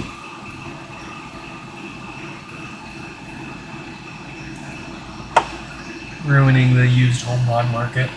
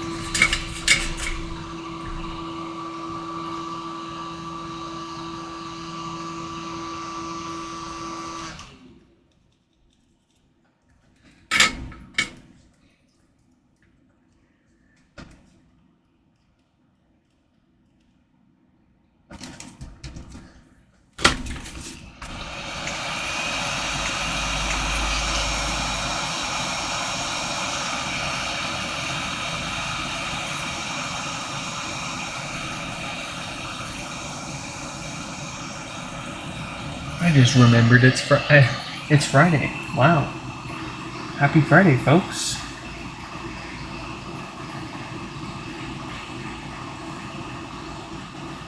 This week has been one heck of a week.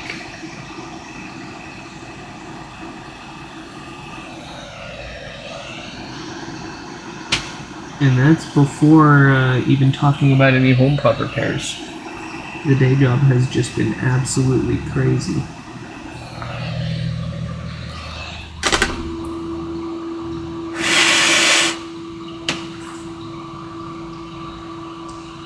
I just have this weird sixth sense for picking on the most convoluted and not easy things to fix at work. Like, oh, this is gonna take like just a couple minutes, I'll knock it out real quick. Nope. On the phone till midnight.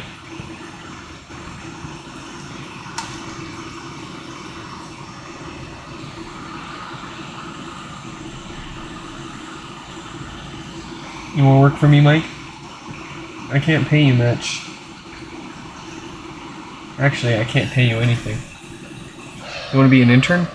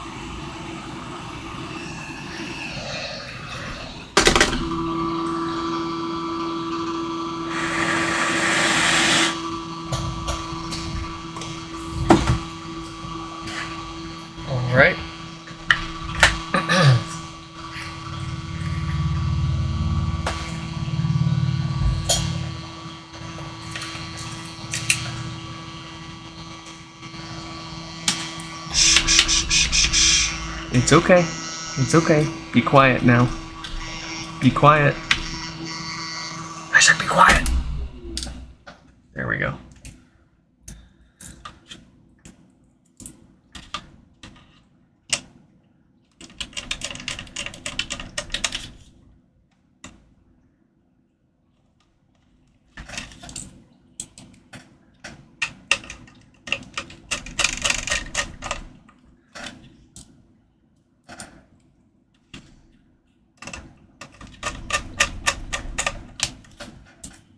Yeah, I mean, oh, tell you what, Mike, if you fix 100 HomePods for me, then I will put together whatever it takes to get you your HomePod working again. For the low labor cost of 100 HomePods.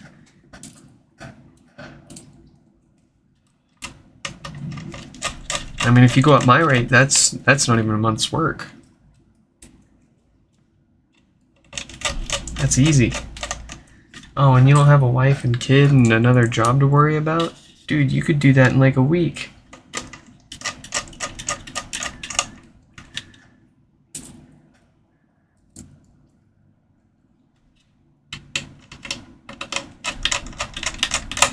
A week's worth of work for a HomePod? Yeah. Alternatively, I could pay you in McChickens. Of course, I have to take a bite out of each one to make sure it doesn't kill you. But I will pay you in McChickens. And with the way the bird flu's going, you never know. McChickens might be like worth more than the. Oh man, I remember joking about using McChickens as a currency with my friends.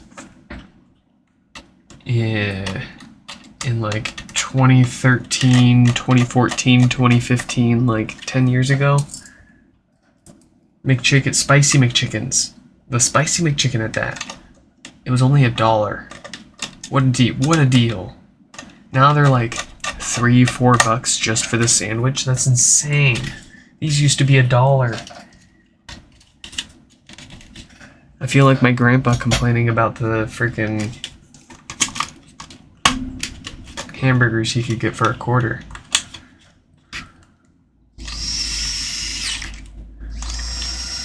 And like, I'm not complaining necessarily about, I guess it does straight up sound like I'm complaining about the price of the McChicken, but it wouldn't matter if I was making 4 times as much as I was when I was only paying $1 for a McChicken, but I'm not.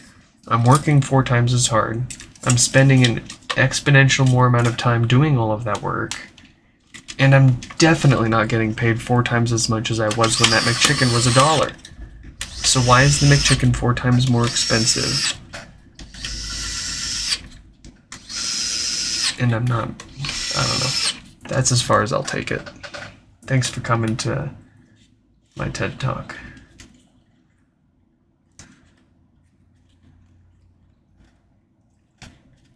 Make McChickens the standard for currency.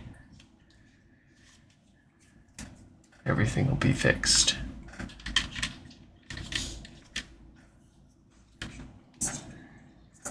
Dude, the McRib, too, is something that just, oh, I want to love it so bad, but every time I've gotten a McRib, the texture is just really off-putting.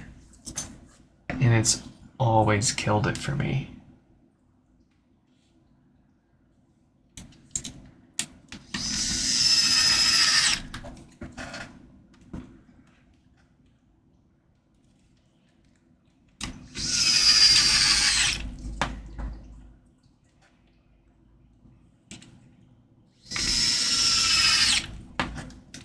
I don't think I've ever had a good McRib from McDonald's.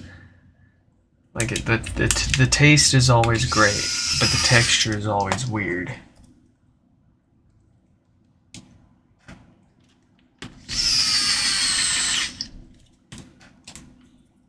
My second one for $1, so that makes them like $2.25 a sandwich, which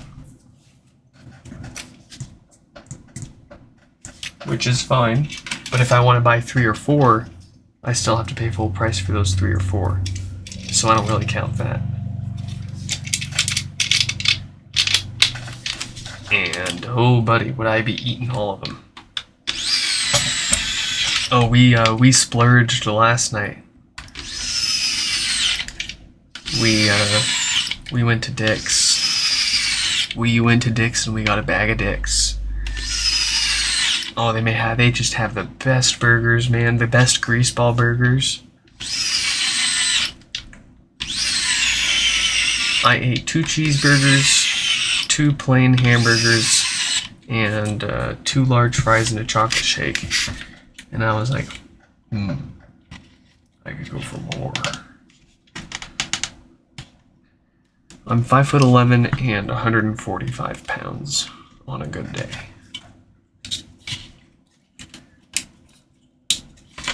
I might be like real life Shaggy, I guess. My metabolism's out of control. I could eat a full meal and actually feel hungry again 30 minutes later. Do it all over again.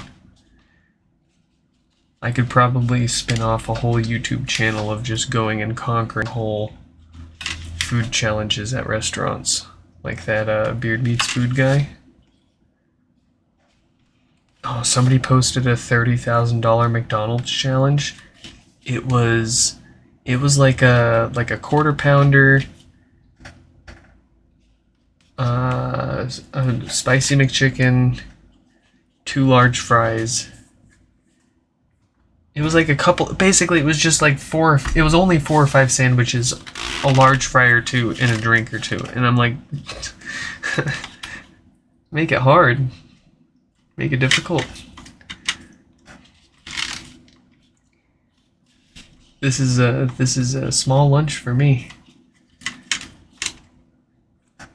It doesn't help that I wake up at like 4 in the morning, 4 or 5 o'clock in the morning, and I start drinking my coffee, and I get sucked into work. And I get so sucked into it that next thing I know,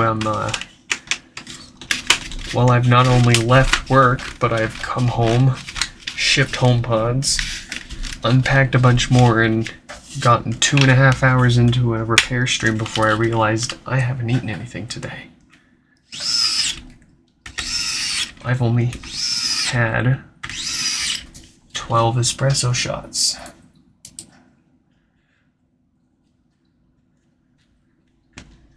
Duh.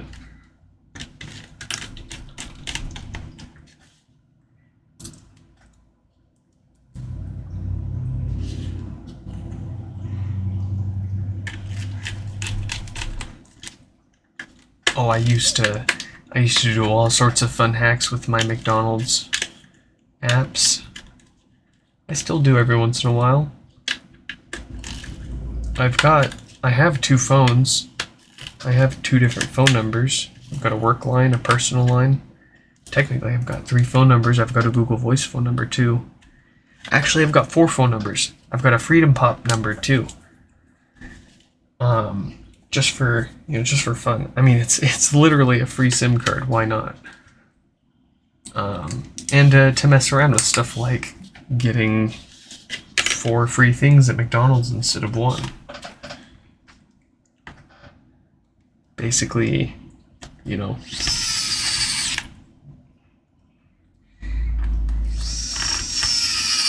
naughty tricks to get free food.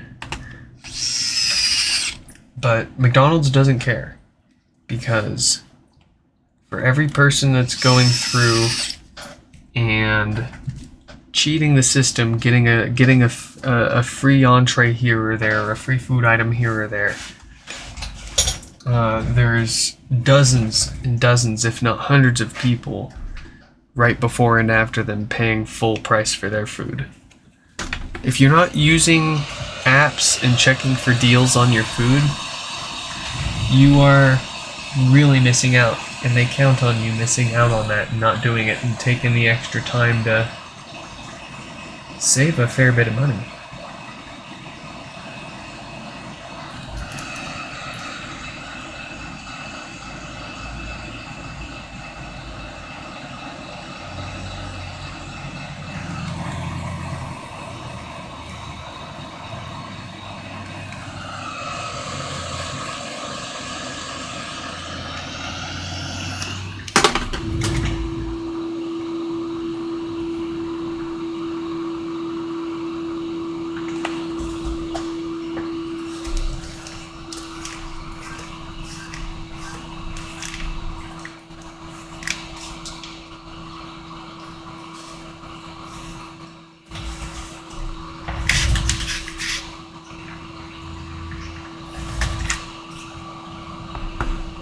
Alright.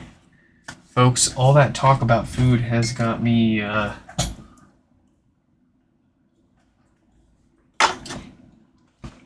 real hungry. And we've been at it for 3 hours. I think, I need to go check on my wife and make sure she's doing alright. It's been a minute. But we've got Jab all fixed up. Good to go. I'm having trouble connecting. Awesome. Folks, I hope you all enjoyed this live stream repair. As for number 352, Wayne and Stefan, I hope you will hang tight there with us and allow us to recuperate a little bit, and we will get your stuff fixed up along with, there's a whole bunch more. There's like 8 or 9 more HomePods that we have to fix up, and we had somebody, a MacBook Pro just showed up in my mailbox, and it needs new speakers.